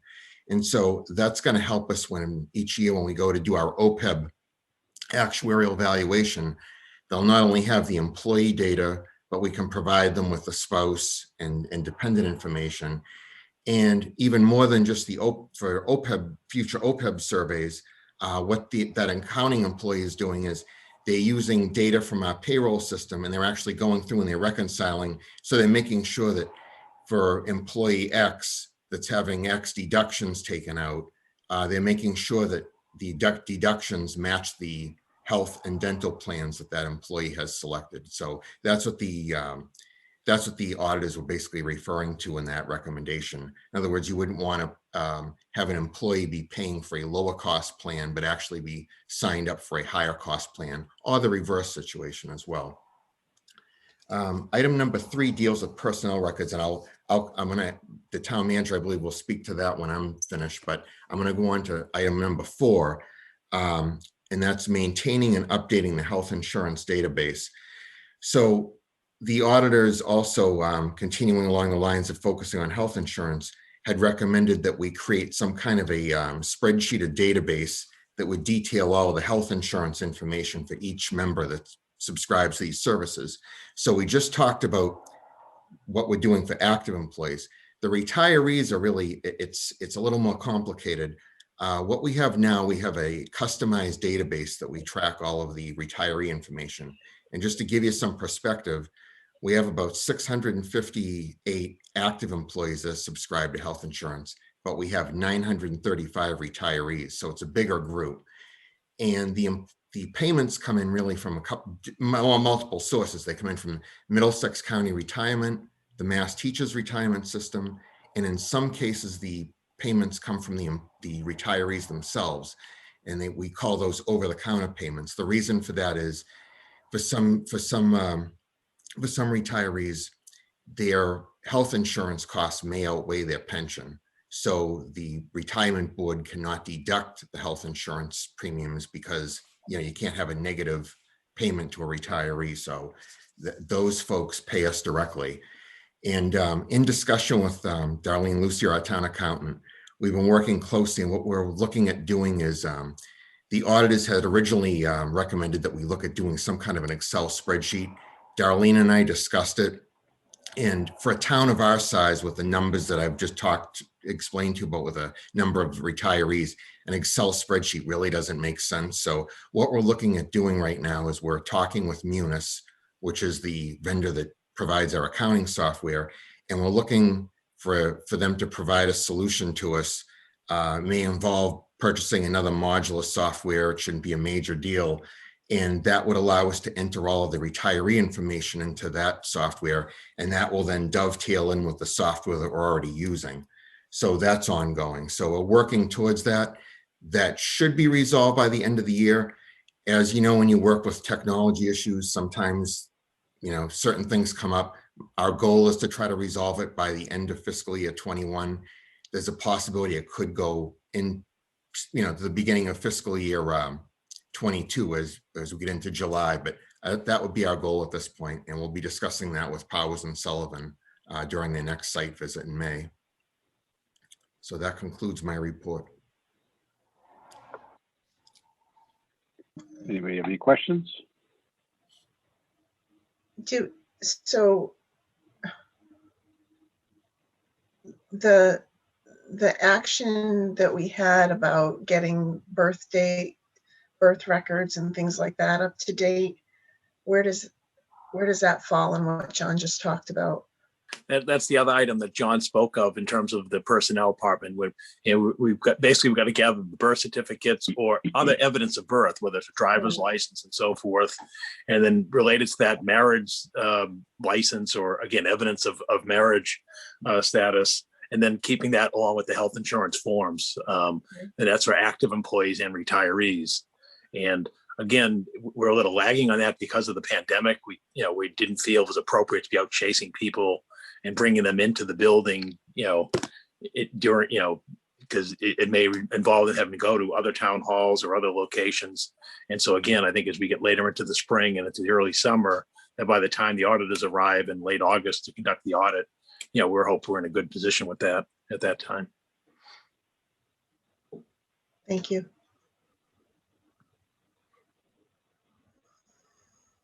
Okay. Thank you, John. Thanks, Chair. Thank you.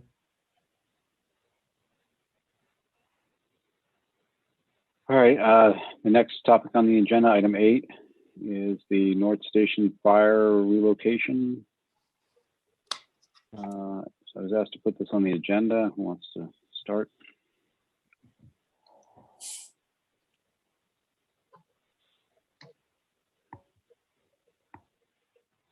We want to. Gary? Is there, I guess, is there any issue with the, was there a question over? Gary, did you want to start? Sure. I guess I can give an update. The as far as the plans for the temporary modular unit have been submitted. The move is expected to take place within the first couple of weeks of April. We've had our vendors look at the site. When I say vendors, the emergency communications equipment. We've had the water, and Gary, correct me if I'm wrong, we approached North Chelmsford Water to tie off from the existing maintenance bay to bring the water over to the temporary housing site. Looking at the sewer tie-in, branching, I've been in touch with IT for the fiber connection. That is both for the computers and the phones. I've been in touch with the incoming building commissioner, Jose Negron. He's going to be joining one of our meetings, but I've been giving him an update so we don't overwhelm him when he starts on April 5th. If there's any questions, I'd be happy to try to answer them.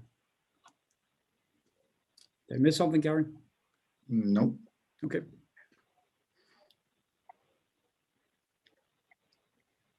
Does anybody have any questions? Well, I'm concerned about whether we should even be doing this right now with the moving the fire station operations to that site until we know what we're dealing with at that site. I'm concerned about moving our firefighters to that site. And when this was presented to Fall Town Meeting in October, had I realized this when it was brought to the board, I think I would have viewed it differently, but there was a town meeting rep that asked for the details of how this was going to be executed. And the response from the town was that the fire station was going to be temporarily housed behind the existing fire station. And then we came on this mad rush to the Board of Selectmen, or the select board at the time, to say, let's approve moving it to Richardson Road. And I think a lot's happened since we had that discussion. I'm concerned about moving the fire station operations to Richardson Road right now. I don't want to delay the fire station construction. It's not a lack of support for the fire station construction or our firefighters, but from a safety standpoint and the safety of the people who are going to be living there and working there, and simply from the standpoint of taking the time that we need to clean up the site and get our arms around whether there's even more to be cleaned up. I'm just very uncomfortable right now with the move to Richardson Road. Right, and I appreciate those concerns, I do. And I think if you look at the site, 54 Richardson Road, and I know the LSP was talking about it earlier. If you look back, if you go back to and Bruce was talking about this, the tank removal, it was back in June of 2006 when the North Chelmsford Water Department reached out to us, the fire department, to look at that site, to look at where we used to fuel up our fire engines. And within months, not only did we have the tank removed the following February, but we pivoted to the police station to fill up. So I think we are mindful of the environmental impact to that property. That is something, when you look at the tenets of any fire department, it's life safety, incident stabilization, and the protection of property. Chief, my comment isn't about, your move creating more environmental impact at that property as much as it is, we've got an issue with that property right now. Understood. Right. And to put more on it, I'm personally concerned that it complicates and clouds our ability to focus on cleaning up what's there and doing, I mean, they're saying this is going to go till October, right? So that's my personal concern with it. I would like to know if there's other alternatives. I have heard from others in the community about the concern about moving the fire station, and it's not saying that you're not environmentally conscious in your fire department operations. It's that we've got a problem with that site right now. So does it And I make know Paul McKinley's on sense here, to and move we've your asked him those questions. The LSP, I asked him the same questions. We're not here. Well, he's still here, so we can. Okay, so I'm still here. I mean, I would say that I don't think I talked to the chief about the relocation. He asked me those questions, and based on the information that we have now, I don't think the personnel using that site would pose any additional risk or would impede our assessment that needs to be completed by October 11th. If that pose any additional risk to what, Paul? People using the site. So you're relocating the personnel over there. I mean, there's personnel are using the site now, so I don't think it would pose any additional risks to the receptors using the site, i.e. workers, or I don't think it would impede our investigation from what we've conducted so far. So from the information that we have. No matter what happens on the 6th, 5th, 6th or 7th of April. Yeah, I mean, and just to get into a little bit more, I mean, we dug across the site chasing the oil water separator. I think we've got the extent of that, and then we've already installed our first round of wells. If we needed to install additional wells, they more than likely we can relocate it outside of the footprint of the temporary trailer. So I don't foresee, based on the information that I have now, any delay to our assessment that needs to be completed on October 11th. So, excuse me. I was just going to ask how many trucks you're bringing over there, Chief? There's engine 2, George. Just one truck. Yeah. And the boat's coming, right? If we can reload, yeah, we'll try to. Yeah. We'll probably have the boat over as well.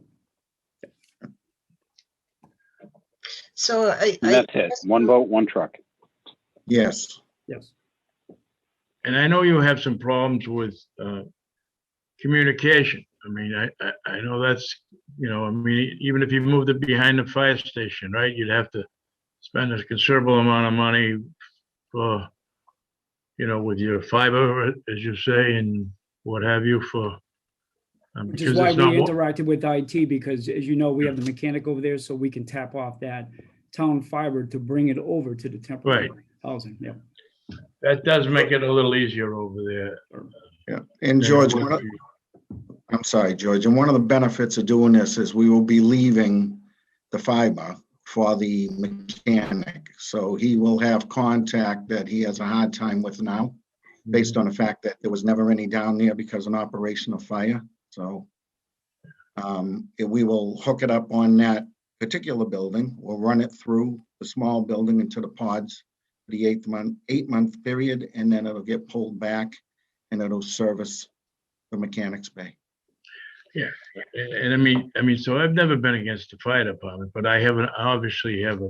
I mean, I've lived with the fire department since I was a kid. You know what I mean? And even I was in there that station the day was, and the one taken down the day it was built. I went to first grade there before it was built. So my grandfather was the chief over there. So I mean, I have no problem, because I think I was misconstrued in something I said in a debate regarding the facility. My main concern, obviously, is the water and the water takers, as I believe everybody's.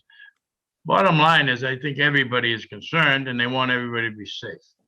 You talked about public safety earlier. I mean, what's more of a public safety concern than a bad water supply? Okay, so let's just hope that everything falls into place, and maybe there could be a meeting of the minds. I mean, I kind of agree what Virginia's saying, but I know there are other things that have come up that, regarding the wiring and things like that, communications and et cetera, response time and et cetera. So I have one other question, Paul. Paul, from a safety standpoint, you said you don't see any issues with people being on that site. So I understand they're not going to be drinking the water. By the same token, I mean, I grew up in an area where we found out later that the soil was contaminated with PCBs. And simply by being around that created health hazards for people, even though they weren't picking up the mud and eating it. So is there anything similar with that with PFAS? Does it have to be ingested, or simply being around a contaminated site, does that pose health risks? Oh, very good question, and I think I prefaced my remarks with saying, based on the information, the data that we have now, and just to elaborate on it a little bit, I mean, I think the thought is that if the PFAS did originate from the site, it was sort of infiltration mechanisms, either the drums leaking, the septic field, or the floor drains and the infiltration galleries. So the working hypothesis is that it's not like an airborne deposition here. It's more of a subsurface infiltration. So people working on the surface would be in contact with like superficial soils, and so the dermal contact wouldn't be an issue. Again, the PFAS isn't deposited sort of aerially. It's a subsurface groundwater problem. And again, the regulations that we work under is risk-based, and so the ingestion is an issue. And as Mr. Harper said before, again, the North Chelmsford Water District is managing the PFAS, so it's below regulatory thresholds. So drinking the water that's originating from the North Chelmsford Water District, currently is safe. So that's why I say, based on the information at hand, just having a few additional people over there working shouldn't pose an additional risk.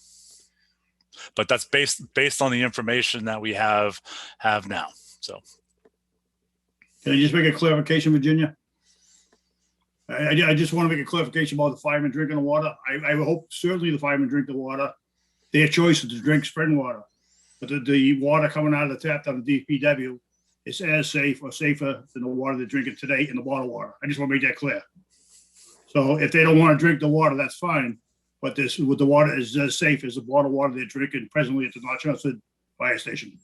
Thank you. I'd like to just hear from Pat and Ken. Yeah, I was just going to say a few things about it. I think we've heard from the professionals. Professional is part of his title, licensed professional, and the chief, who are both comfortable with having temporarily the fire station operate out of Richardson Road. I see no reason not to go forward with it. I think over the next 6 months, that's going to be the most carefully monitored several acres in this town, if any contaminants or anything like that come up. So if the chief is comfortable, and Paul McKinley can assure us, based on what he knows now, that there are, minimal risks. I mean, there's never no risk. Then I would definitely be in favor of encouraging moving forward with this project. Thanks, Pat. Before I say too much, Bruce, do you have any? I just want to make one comment to that. I am a professional also. I hold as many water licenses as these guys do. And I just want to say, Paul Cohen made a comment that public health trumps all. And I think that also should be at the DPW. I think that same comment should pertain to the DPW. I just think it's a bad idea. What's a bad idea? Putting one truck? Well, I have nothing against the fire department as far as a rule. As far as the fiber optic goes, they can run the fiber optics, I'm sure, out of the North Chelmsford station into the parking lot where they originally proposed to put the modular trailers.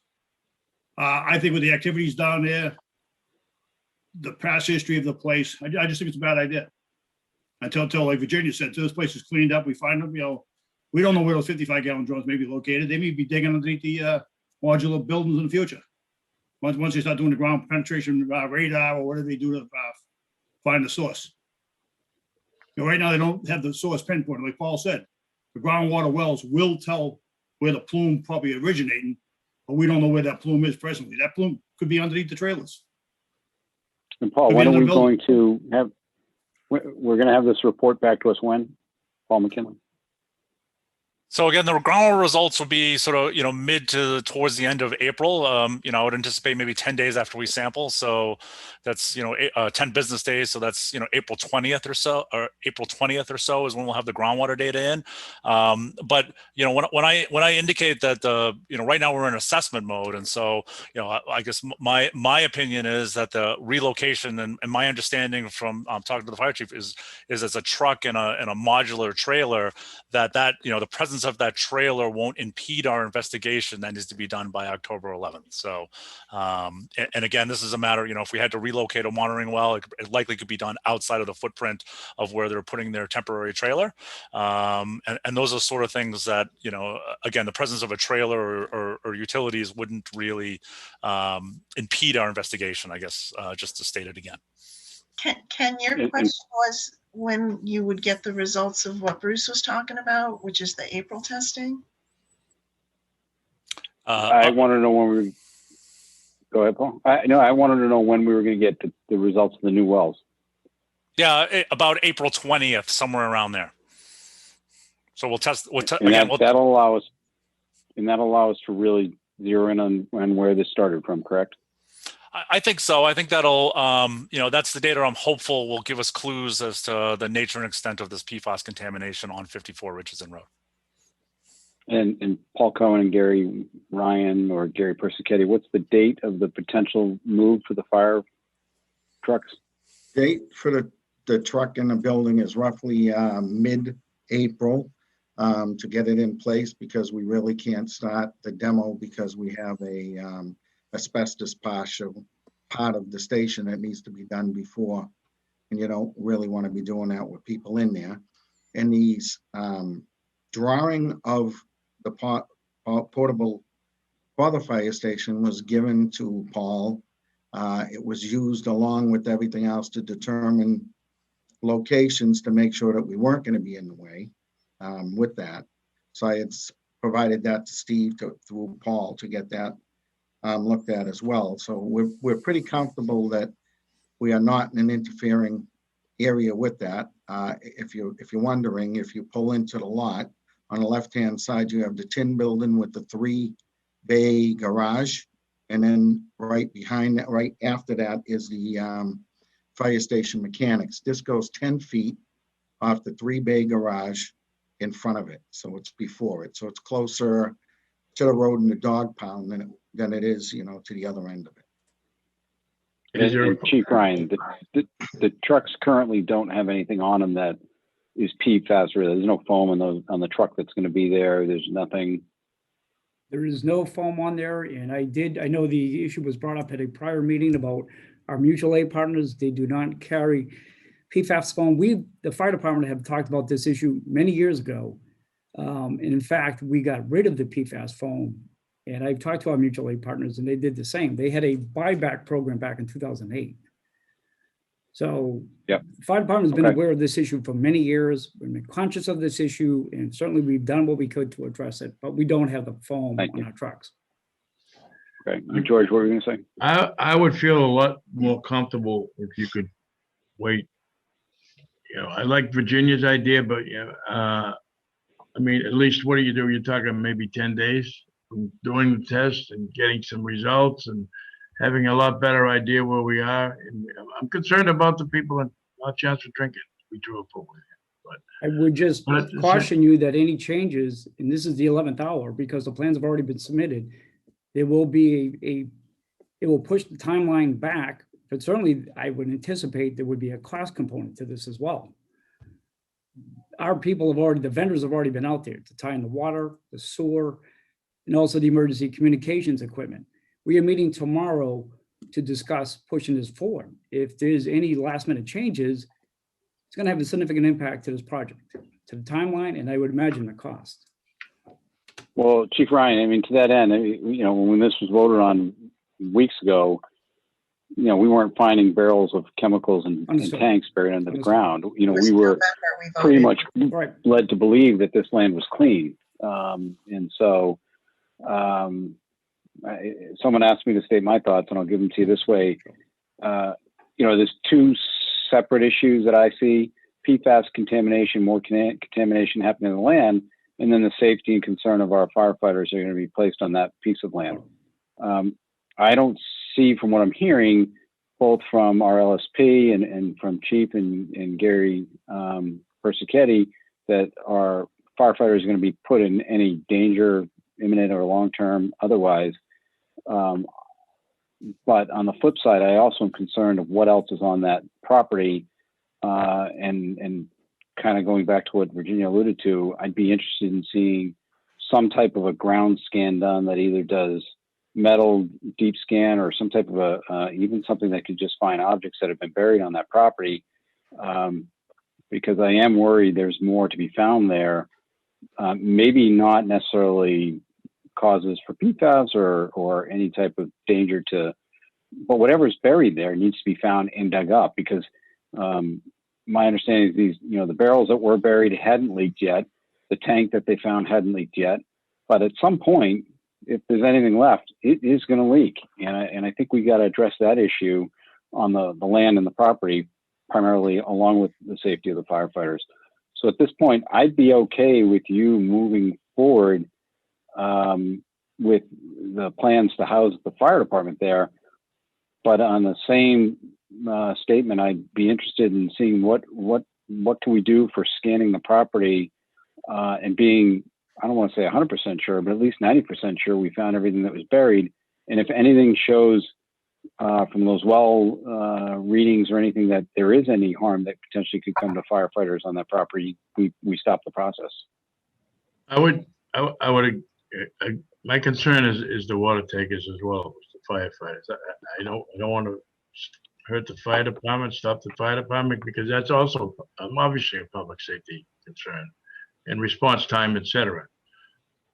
I mean, if you read the paper last week, the Low Sun, one of my favorite paper, if you read about what happened in Wilmington, now they're saying that 20-something years ago when they had a similar situation, I don't think it's apples to apples, but I'm not 100% sure. It's not my game. I'm not a scientist. I'm not a chemist.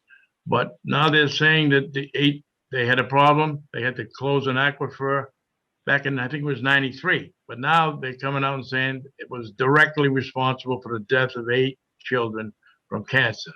So again, I'm not trying to be an alarmist here. I'm just trying to say that this is what happens. And so that's why we have to look at every detail. So I'm asking for 10 days, maybe. How much is 10 days going to cost us, Popcorn, please? 2 weeks. I have no idea. I have no idea. We'd have to request that from the contractor in terms of their schedules. But I'm not sure we're going to have enough information even within the 10 days. I mean, because I don't know how much it's going to cost or when the availability of somebody is going to be to go out there and perform this additional testing. So I'm not going to assure you that, in 10 days we'll know where we stand. I don't know what that entails and who can perform that work and how soon that work can be performed. Well, I'm basing it on what Mr. McKinley said earlier about April 6th and 7th. And they're going to take samples on April 6th and 7th, but we're not going to have the results back until probably the 20th, I believe he said. Is there, so the DEP has already accelerated the timeline. You said we're being asked to do in months what one might normally do in years. Is there a possibility of, I guess, 3 things? Is there a possibility of taking those samples earlier so we can get them in the system earlier? Is there a possibility of asking for a little bit of an accelerated timeline and getting the results back on the samples so we can know something before the 20th and get more towards the middle week of April? And my other question would be, is from the, scanning the ground standpoint, is there any way to at least scan the area where the modular is going to go to house the fire department to know that there's no issue there underneath where that's sitting that's going to disrupt the operations or put people's safety in jeopardy? So is there a way to accelerate some of this on the testing and the evaluation end? Yeah, so just sort of take those one at a time. Once the wells are installed, so the wells were completed, I believe, on March 18th or 19th. DEP stipulates a 2-week waiting period for the wells to equilibrate. So once you're installed, you got to let the dust settle if it may, and let the groundwater equilibrate, and then you can sample. So possibly I could look into our sampling schedule, possibly push this up a week.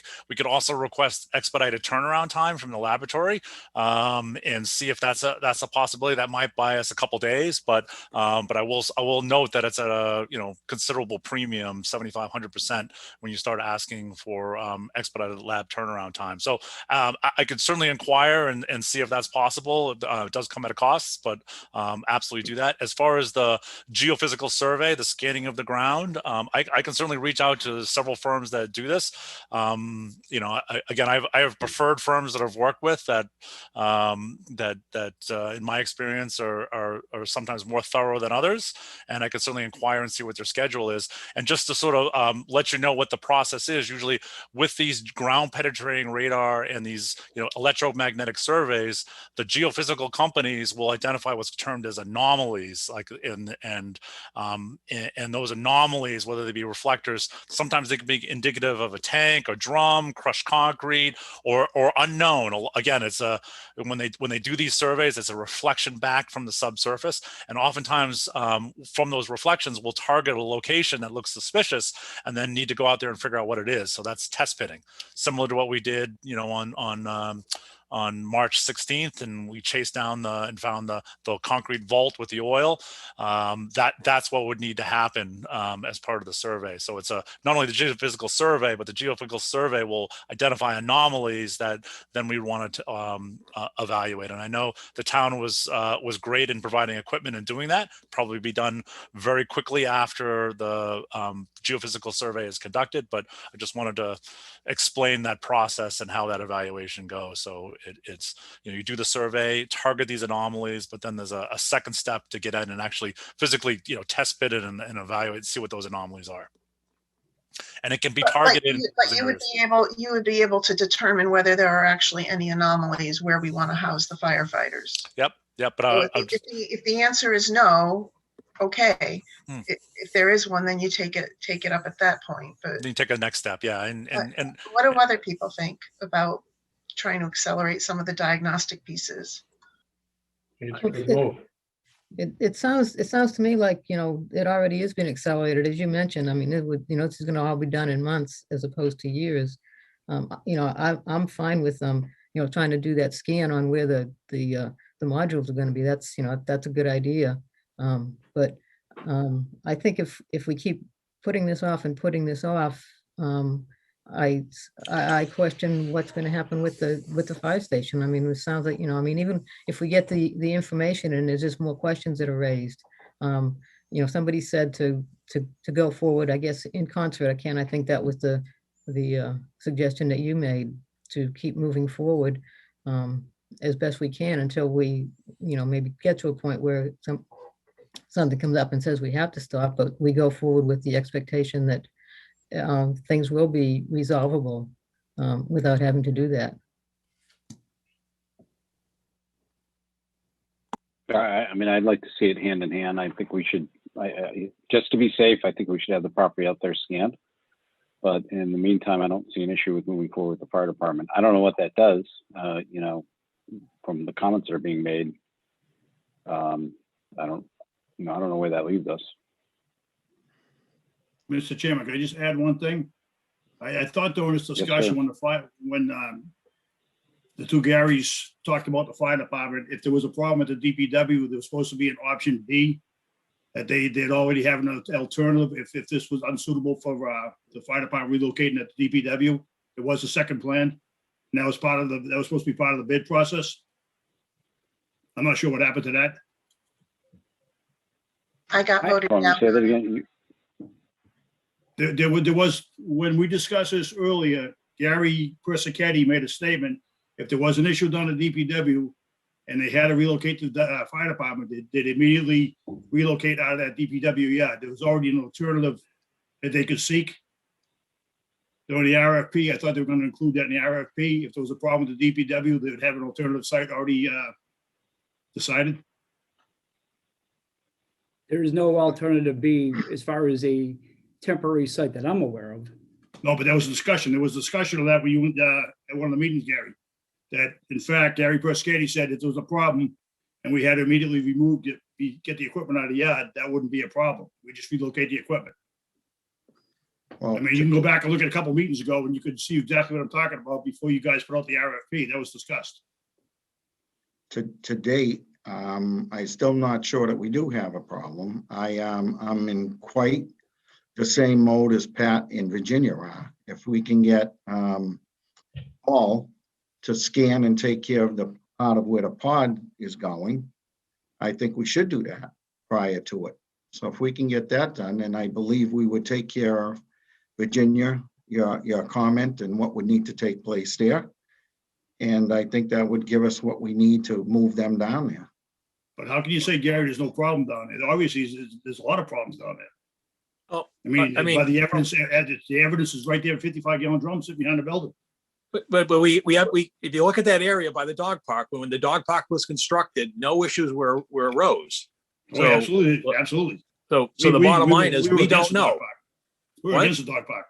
I know, but the problem is when they built the dog park, they didn't uncover any barrels or any other issues when the dog park was constructed, and we're right adjacent to the dog park. So there was no subsurface. There was no subsurface excavation when the dog park was built. There was and there's going to be no subsurface, and there's going to be no subsurface excavation in the location of this temporary trailers, Bruce. No, but there's already been subsurface excavation previous to the fire department going in there. That's why they're finding these things they're finding. And the 55-gallon, I mean, not the concrete vault.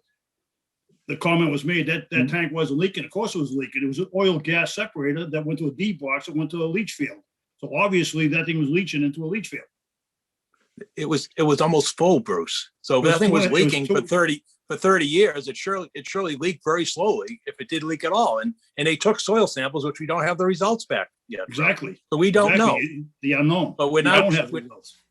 Yeah, we don't know. Yeah, just to echo that, I don't think I think it's premature to indicate whether that tank leaked or not. We're still awaiting the data, and it was designed as a leaching structure with a distribution box. So we don't know yet if it failed or didn't fulfill its intended purpose. So we don't know that yet. No, but an oil gas separator separates oil and gas. It doesn't separate PFAS, and PFAS is probably leaching through the distribution box into the leach field. Am I incorrect? Well, and that's exactly why DEP instructed, and we're evaluating with the data, but the data isn't in yet. So and in the leach field, Paul, if you can correct me here, it was leaching where the fire department is going to put their trailer in that direction.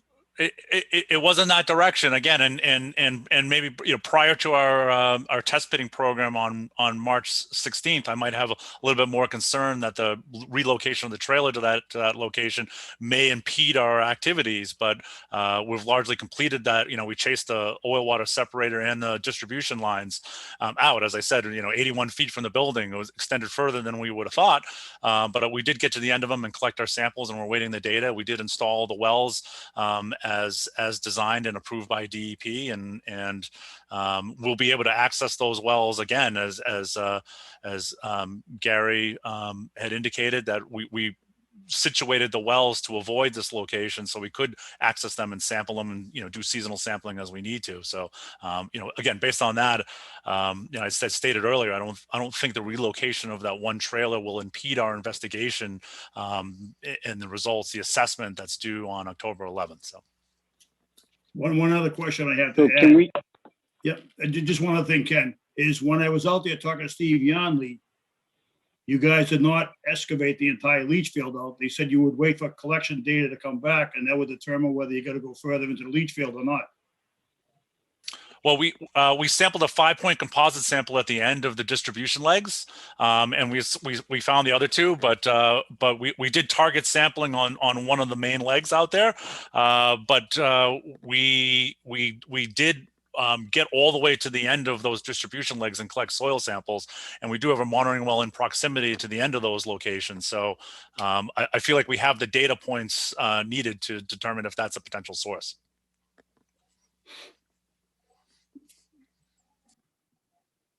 So Paul, let me ask you this. If you find that these, whether the distribution box or whatever you want to call it, vault that you dug up, was a source of the PFABs, I mean, how is where they're putting the trailer? I mean, if this turns into a huge cleanup, right? And they got to dig out soil, and is where they're targeting the trailer going to be in that general area? There is a possibility. Again, I'm opining here on the information that we researched. We identified some potential sources and investigated them. There is the potential that remediation once we hit that October deadline and figure out where the PFAS is and if mitigation is needed, there is the possibility that trailer needs to be moved. I mean, my understanding is it's a temporary trailer and it could be moved if necessary. And the point was raised by Mr. Harper and others that we did find a drum out the back of the property. The indications are that's where the drums were. They did do a previous geophysical investigation, but we weren't expecting to find a drum, so there could be drums elsewhere. There's always an unknown. As I said before, we follow a sort of a scientific process. We look at the available historical information, look at potential sources, investigate them, and whether there's a drum in that location, it's unknown. So that's unfortunately the nature of these investigations. Is we target, we look, and there's always a balance between how much data do you collect versus not, and there's an expense with it. So to Paul Cohen, Paul, again, I'm just going to go back and reiterate my feeling on this whole thing is, I don't mind if we continue moving forward with placing the trailer there. I would like to have the property scanned, both with anything that would detect metal and other objects in the ground, and potentially even the dog park area if that surface wasn't dug up, because if there are more barrels and they're buried and we don't know why they were buried, why not just dump them out? Why cap them and bury them? Doesn't make any sense. I wouldn't want them to leak, down the road on the property. So we clean up part of the property now, and then 10 years from now, we got more PFAS or whatever showing up in the water because we didn't go after barrels that leaked. So I think we should scan the entire property now, find the issues that are there, go ahead with the trailer as we plan. But if anything pops up, the trailer's either got to be moved or we got to work around it, or if there's any risk to any injury or health to the firefighters, it's got to go off the property. Okay. Can I say something, please? Sure. I can't speak for the site from the day it was open. I have not been here that long.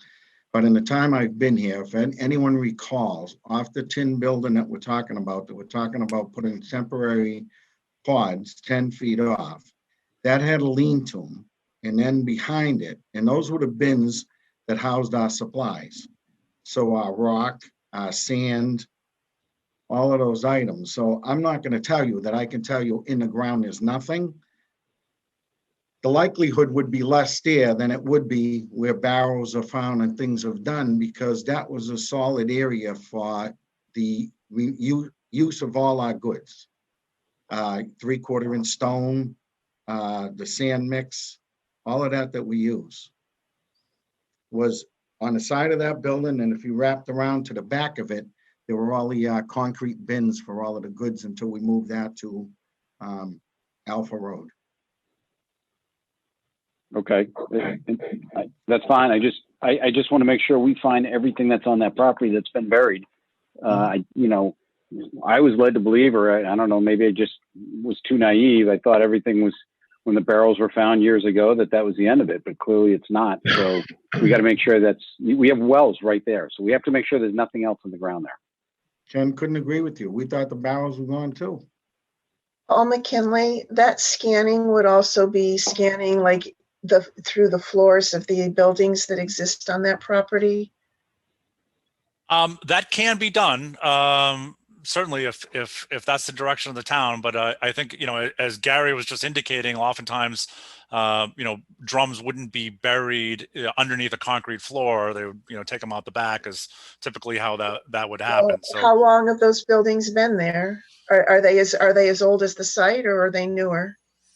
I believe as far as the site history, and maybe, Gary or Steve could correct me, but like the site was developed as a DPW in the 1950s. And before that, it was undeveloped, if I recall my site history correctly. It's been several months, but I So if believe that was the case. if the buildings are 20 years old, we don't know what they were built on. That's my point. So Oh, they're let well me- over 20 years old. Yeah, the main garage was built in the late 50s. The block building as you come into the right. The new maintenance garage where the fire mechanic was built in 95 and 96. The tin building that's next to that houses the senior vans and stuff came from the landfill, from what I'm told, in the early 80s. So those are the only 3 buildings left on site at this point. The concrete pad where the dumpster is and stuff. So there's at least 2 buildings where we have no idea what they might have been built on top of. Well, it was all a giant sandbank. So yeah, I guess. And we don't know when the age of those barrels, do we? I don't believe that was, figured out when they were discovered back in 2008. Yeah. So, I mean, we may have to be able to scan beneath 2 buildings then, if we want to overkill it, or if we want to do it the correct way to make sure there's nothing left.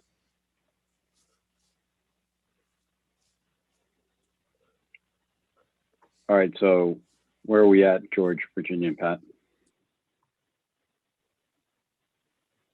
Well, I'd like to be pretty sure that, there's no problem there. There's not going to be any problems. So, I don't know. I mean, I'd like to. If we bring in a company that's going to scan all of the ground and give us, a 99.9% accuracy rate that there's nothing else buried there and no other ground contaminants, are you okay with them moving forward with the police and with the fire department temporary trailer while they? Right, and especially, I don't think it's going to take as long as they think. I mean, I don't, you're only talking about an extra week or 2, right? So, and more construction is always behind schedule anyway. So, yeah. We'll see. Yeah, I'd like to see everything done properly. So I'd like to see the water takers in New York, not Chelmsford, safe, and I'd like to see the fire department work safely as well and effectively. So, I think that's the best course for everybody. Yeah, I just want to make sure that we're taking measures to ensure that if we're moving our firefighters there in 3 weeks, that we're moving them to a safe environment. And I think the scanning will help with that. I think if something else comes up, we have to be prepared to address it, even if it's changing course. And I think we have to stay the course on understanding what other contaminants or the source of contaminants are and cleaning up the water, cleaning up the site so that we don't potentially harm the water supply. So are you both okay if we continue ahead with the fire department plan as long as we get the ground scans done? Yes. And if something pops, then we will have to pivot quickly off of that. Yep. Yes. Pat? Sounds good to me. Okay. So does that make Gary and Paul, you good with that?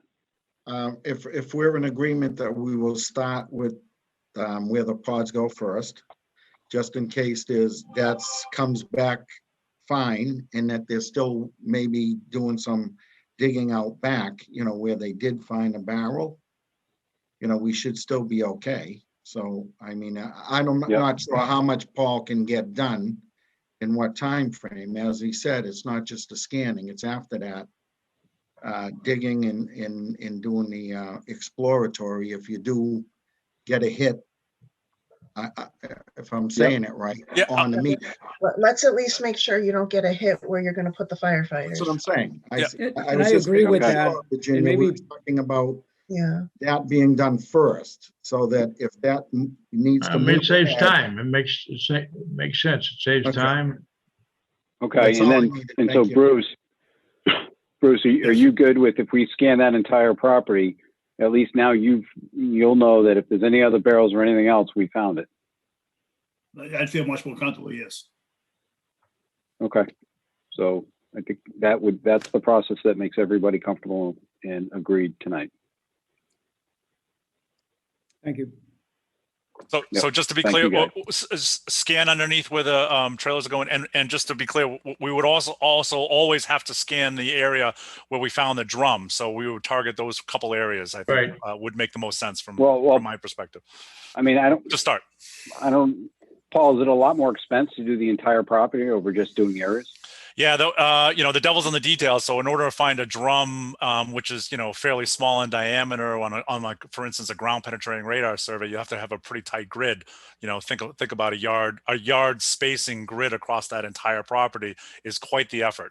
So you can limit that, and I'm getting into like a lot of detail, but I think what makes the most sense is to target those two areas where we found the drum in the former drum area and underneath the trailer to start, and then I can talk to the geophysical company and see what makes the most sense. The electromagnetic surveys oftentimes can get greater coverage in less time. So, and that can oftentimes tell both metallic and non-metallic structures. So sort of, I can work on providing a proposal and talk about options for the entire site, but targeting those two areas right up front should be very doable and relatively low cost. If they find stuff, then we just will have to expand the search.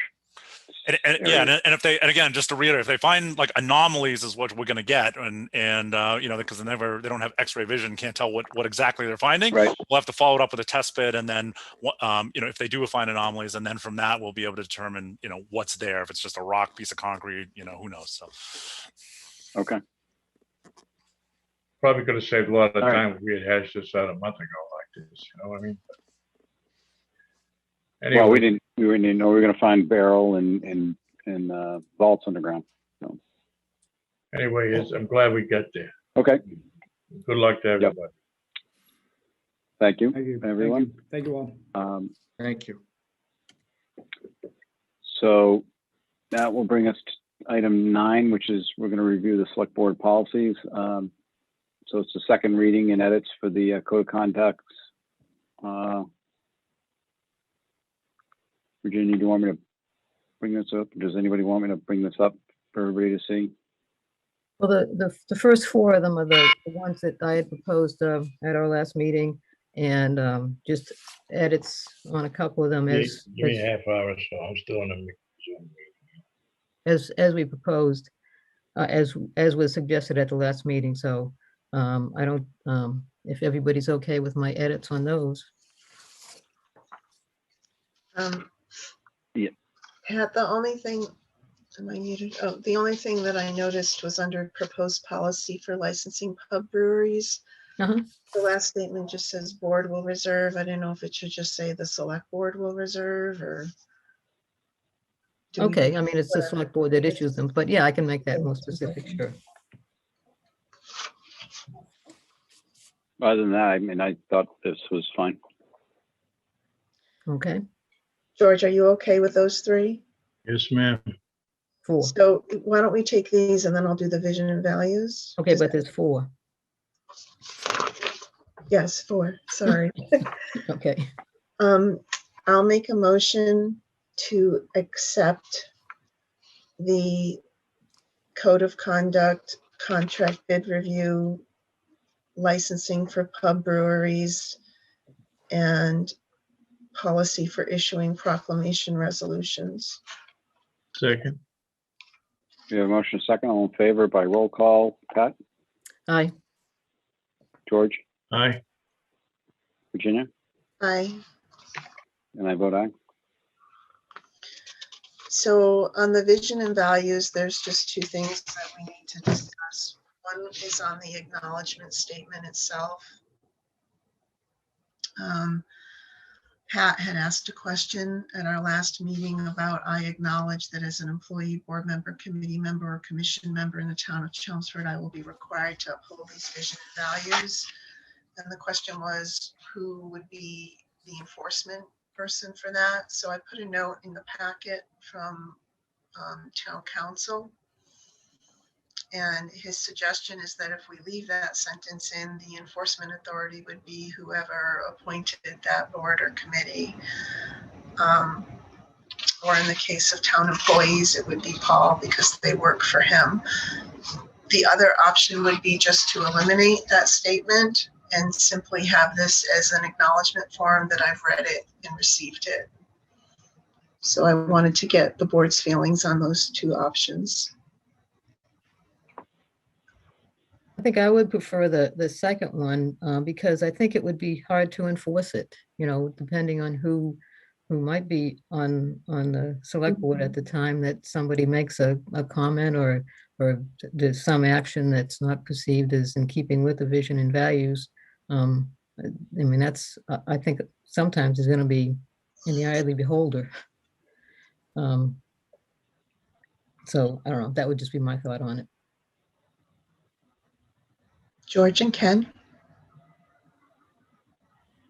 Well, George, you want to go? No, I mean, I'm okay with it. Do you want me to show what I'm talking about, or you? No, I'm fine with it. You can. I mean, I kind of agree with Pat. And you know, obviously, don't make policies and procedures to try to bind another board. And I think if we're not careful, we're going to give a reason down the road for a fight to begin that just could be embarrassing. Okay. So we're going to leave it that the purpose is to really just heighten awareness and make sure people are deliberately reading it and acknowledging it. Right. And Right. kind of keeping it in there. That's what I'm comfortable with. Okay, so on the acknowledgement form, I'm going to make a motion that we delete the statement that says, I acknowledge I will be required to uphold these vision and values. Okay, I'll second that. Okay. There's a motion, I'll second It's it. part of the policy, so I want to vote. All right, I agree with what you're saying. Ken, are you going to call for a vote? Oh, I wasn't sure if we had the full motion in a second. So we got a motion in a second. All in favor by roll call, Pat? Aye. George? Second, I'm sorry. Just aye. Aye. Virginia? Sorry. Aye. Good. I vote aye. Yeah. Okay, and then the second piece is the actual policy statement. So in the one that's in your packet, I still had C note 4 below, but I think from the moderator's inputs earlier this evening, we can leave the statement as it stands, the policy as it stands. Is everybody okay with that? So I am. Okay. Yeah. So I'll make a motion to accept the policy for the vision and values acknowledgement and review. I'll second that. We have a motion and a second. All in favor by roll call, Pat? Aye.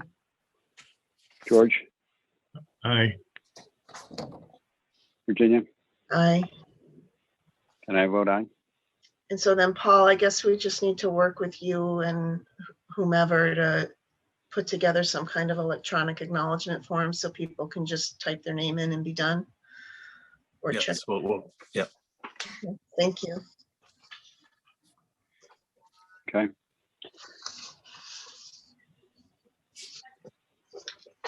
All right, and that will bring us to, we're done with all that. So item 10 on the agenda. I'll just give a little background.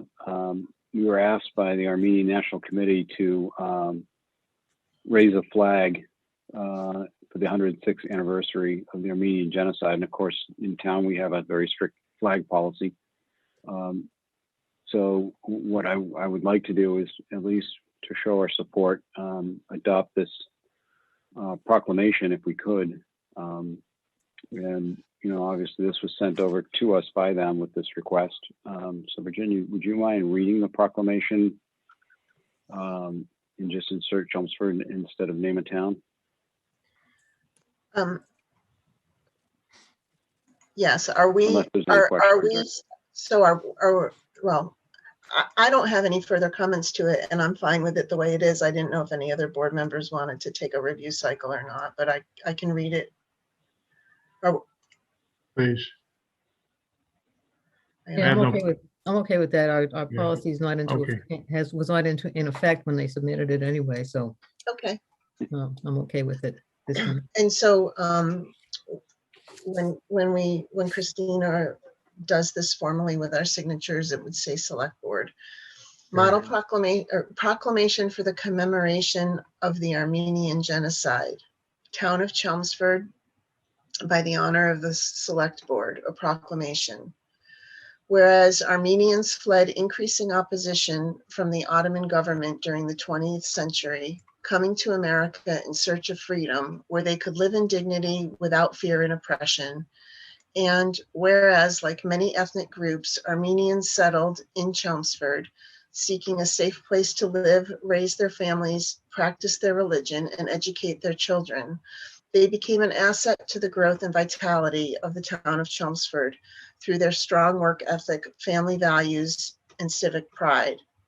And whereas the Armenian community of the town of Chelmsford is comprised of the children, grandchildren, and great-grandchildren of the survivors of the Armenian genocide, whereas 1.5 million Armenian men, women, and children, victims of genocide, perished in the Ottoman Empire from 1915 to 1923. Now, therefore, the town of Chelmsford does hereby issue this proclamation in remembrance of the Armenian genocide of 1915 and urge all residents to take part in this observance, given this day of April 2021. I can't remember the exact date they wanted it. I know there was a specific date in April, so we can fill that in. I'll get that tomorrow, but I believe it's it's 21st or something. 8th or 9th or something like that. Okay. I'll get it tomorrow from Mr. Drupnevarian. Yeah. So do we have a motion? I motion that the select board sign the proclamation. I second that. So we have a motion second. All in favor by roll call, Pat? Aye. George? Aye. Virginia? Aye. And I vote aye. And George, I just want to, thank you for helping us get this proclamation squared away. Thank you. No problem. Thank you. So the next topic on the agenda.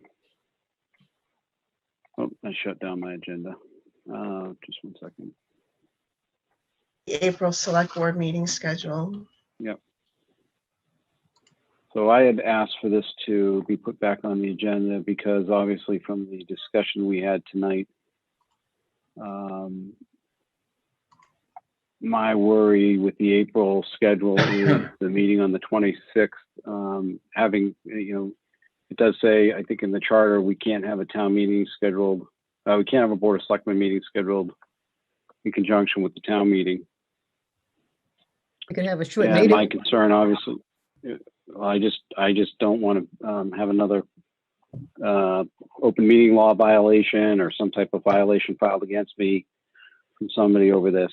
So that was my concern and why I brought it back up again. Well, the charter says that we can't have a concurrent meeting. We could make sure we could have a hard stop at 7:30. Have an hour and a half, meeting from 6 to 7:30. I don't know if, I think it gets messy. I mean, we've never had an hour and a half meeting. But I was thinking about this though. My other thought is that the town meeting warrant article is a hefty one. And if we said we were going to meet April 12th and April 19th, I think we could easily fill the 19th with presentations on the warrant. 19th is a holiday. Oh, it is? Oh, sorry. I Patriots forgot Day. about that. Sure.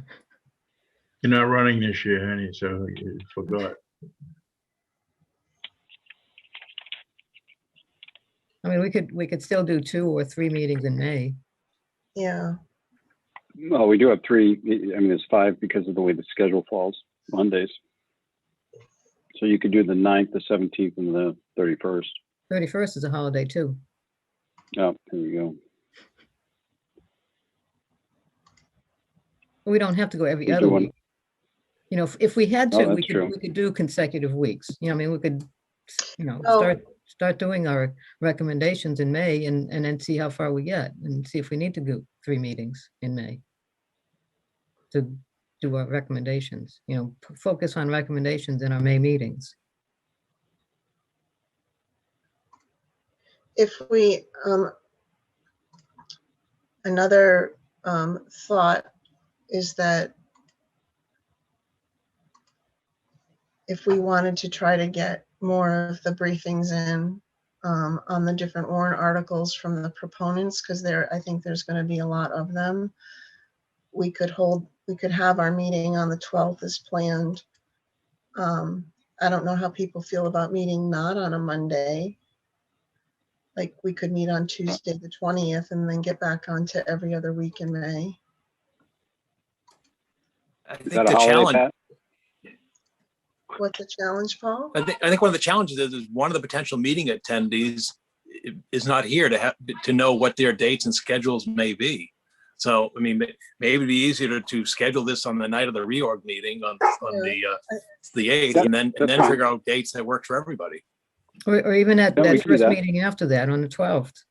I mean, we only have. Yeah, that's what Paul said on the reorg meeting. Well, yeah, no. so I'd be happy to do it on the reorg meeting, just so that we know what we can plan for. I see what Pat's saying, that you're saying the first one on the 12th.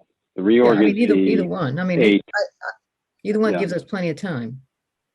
Yeah, let's just do it on the 8th on the reorg. It'll take us 10 more minutes to just get it out of the way.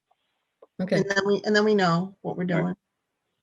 So, okay. Thank you, everybody. Yeah. For your help with me on that.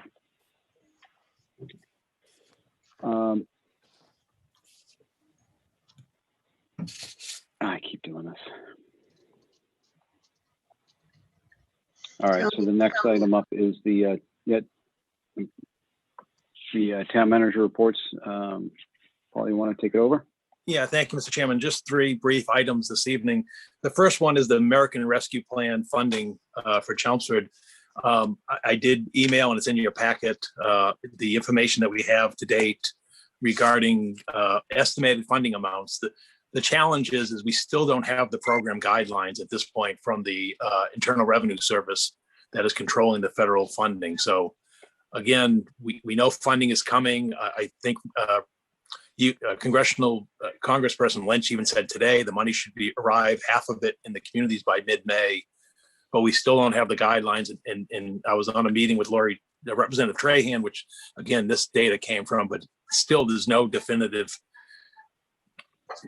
information in terms of the dates for monies to be used. We know it has to be expended by the end of 2024, what the start dates are, what the uses are, other than the broad issues that were in the legislation that I reported at the last meeting in terms of you can use it for sewer, water, or broadband infrastructure. You can't use it to fund unfunded pension liability and so forth. So I put this on the agenda last week, with the hope, I guess, that further details would be coming. Again, I checked the municipal site today. There's still no further details. So again, I'll keep you updated and certainly report back at the next meeting in terms of, when the funding will arrive and how it can be used. For example, on this conversation last week at the Municipal Association, we're not even sure if it requires a town meeting appropriation or if it's a grant form. So again, I'm just alerting you in the community that you're reading occasional stories in the media, but right now there's no programmatic guidelines and no specificity in terms of how the monies can be used. And so again, once that's available, I'll alert you in the community. The second matter is just a follow-up item. As the board's aware, and I think it hit social media, and I know it's sort of getting out there, but Fred Brusso's efforts that you approved a few meetings back about the age-friendly plan. The AARP has formally approved the age-friendly action plan. And I just sort of, again, want to commemorate Fred and all those who achieved that effort on behalf of the town. And, as you can see, there's a specified date now, certification is valid through February of 2024. And again, just a great effort, great job by everybody. And again, we now have an implementation committee and we're moving forward. And then the final thing is sort of a sad note, but it pertains to the cancellation of the 4th of July Parade Committee. The Parade Committee met since your last meeting. Unfortunately, even under the current phase 4, stage 1 guidelines, communities cannot hold a parade at this time because of the state's public health regulations.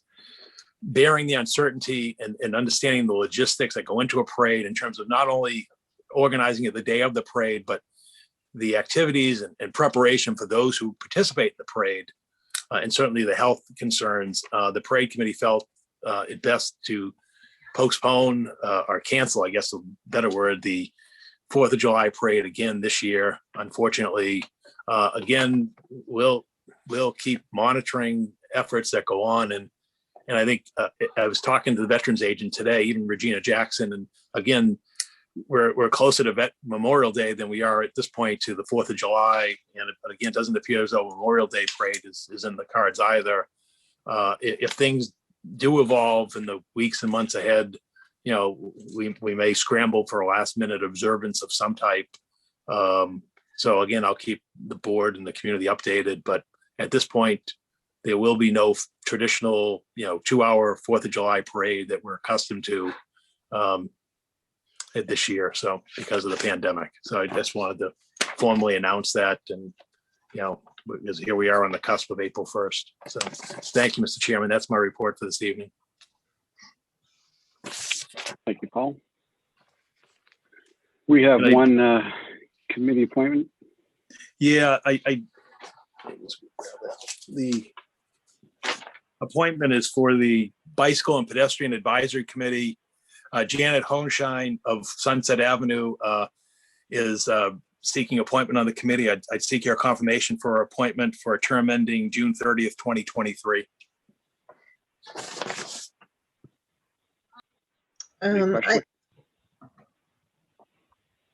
I motion to approve the appointment of Janet Hoshane to the Bicycle and Pedestrian Advisory Committee for the term expiring June 30th, 2023. Second. We have a motion second. All in favor by roll call. Pat? Aye.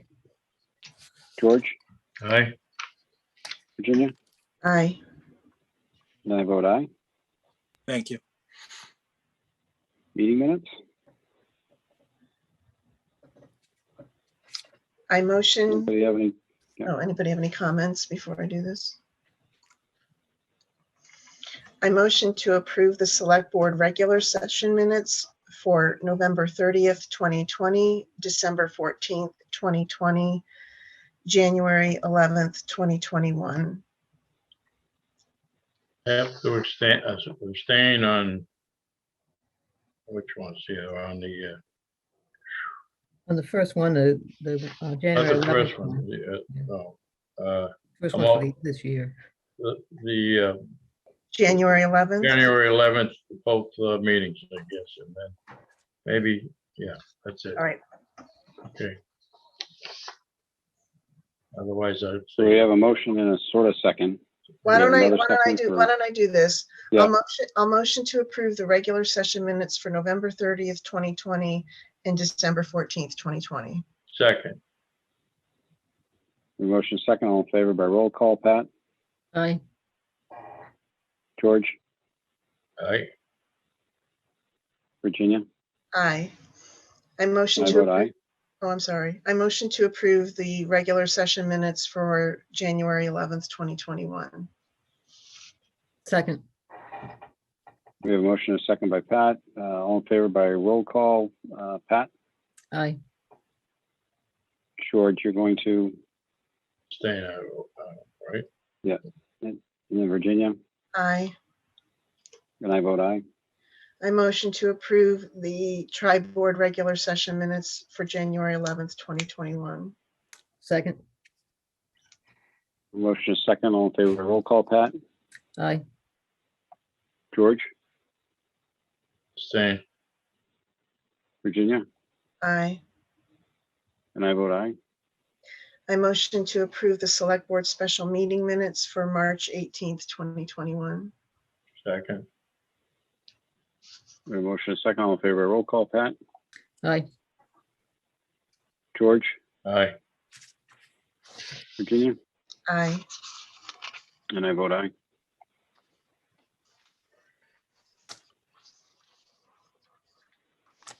And with that, we will go to liaison reports.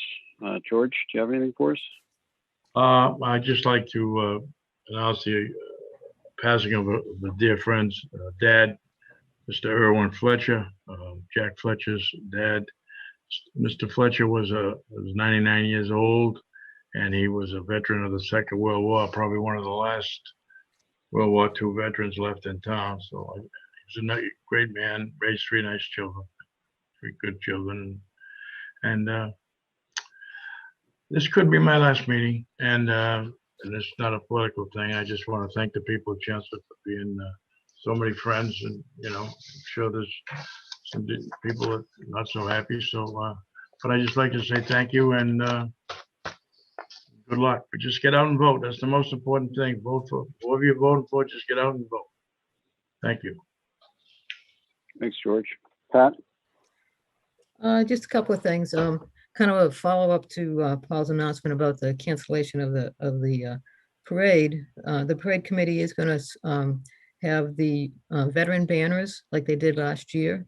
So if anybody would like to recognize a family member or a friend, you can get in touch with the parade committee. That they have a website, paradecommittee.org, or you can send an email to chelmsfordparade@aol.com. I don't know what else to say about that. Oh, so if you either have somebody that you want to recognize, or if you would like to recognize somebody and don't have somebody, there's opportunity to put the two together to pay for the banner. There is a cost for the banner. So again, those are going to go up this summer, and looking forward to that. It was a big hit last year. There was a waiting list for people to put up their banners. So hopefully we can get more of those up. And the other thing, another timely event today is recognized as Vietnam War Veterans Day. It's a fairly recent commemoration, I guess you could say. It's only been done for a few years, but in honor of that, the Merrimack Valley Vietnam veterans did place a wreath at the monument in Vinyl Square that recognizes the 4 young men from Chelmsford who died in that war. And they also placed a couple wreaths at the Veterans Park, one at the Agent Orange marker, and the other at the Merrimack Valley Vietnam Veterans Monument, where they list the members of their organization that have passed since the Vietnam War. So again, it's a time for reflection for those that served in that war. We do have many in town that did serve in that war, and obviously we thank them for their sacrifice. Thank you, Pat. Virginia? Yep. So the Board of Health just would like the public to know they're trying to find second Moderna doses for our teachers. And also just wanted to give a shout out to Sue Rosa and the entire health department staff for really going above and beyond on behalf of the town. The Chelmsford School Committee is working with the administration and staff to formalize plans to bring back the K-4 students for full-time in-person instruction starting on April 5th. Middle school students on April 28th, and high school students after that. The Finance Committee will be voting on recommendations for town meeting at their meeting on April 8th. The Planning Board is meeting on March 31st, where they're going to continue discussion and have a public hearing related to the 330 Billerica Road reuse and site enhancements, which includes incorporation of a fast casual restaurant. And the Roberts Field Committee has a short survey out on their website at www.robertsfield.org. It's a 5-question survey. They just want the public's input on how you use the park and how you might want to see it used in the future. And that's all I've got. Thank you. Thank you. So I don't have anything to add to that. We'll open up for press questions, but I don't see anybody in the room with the press. So give that one more second. Yeah, nobody's chiming in. And with that, we have a motion. A motion to adjourn. Second. A motion is second. All in favor by roll call. Pat, Aye. George, Aye. Virginia, Aye. and I vote aye. Thanks for your time tonight, Paul. Thank you, Pete Padua. Thank you. Night. Aye.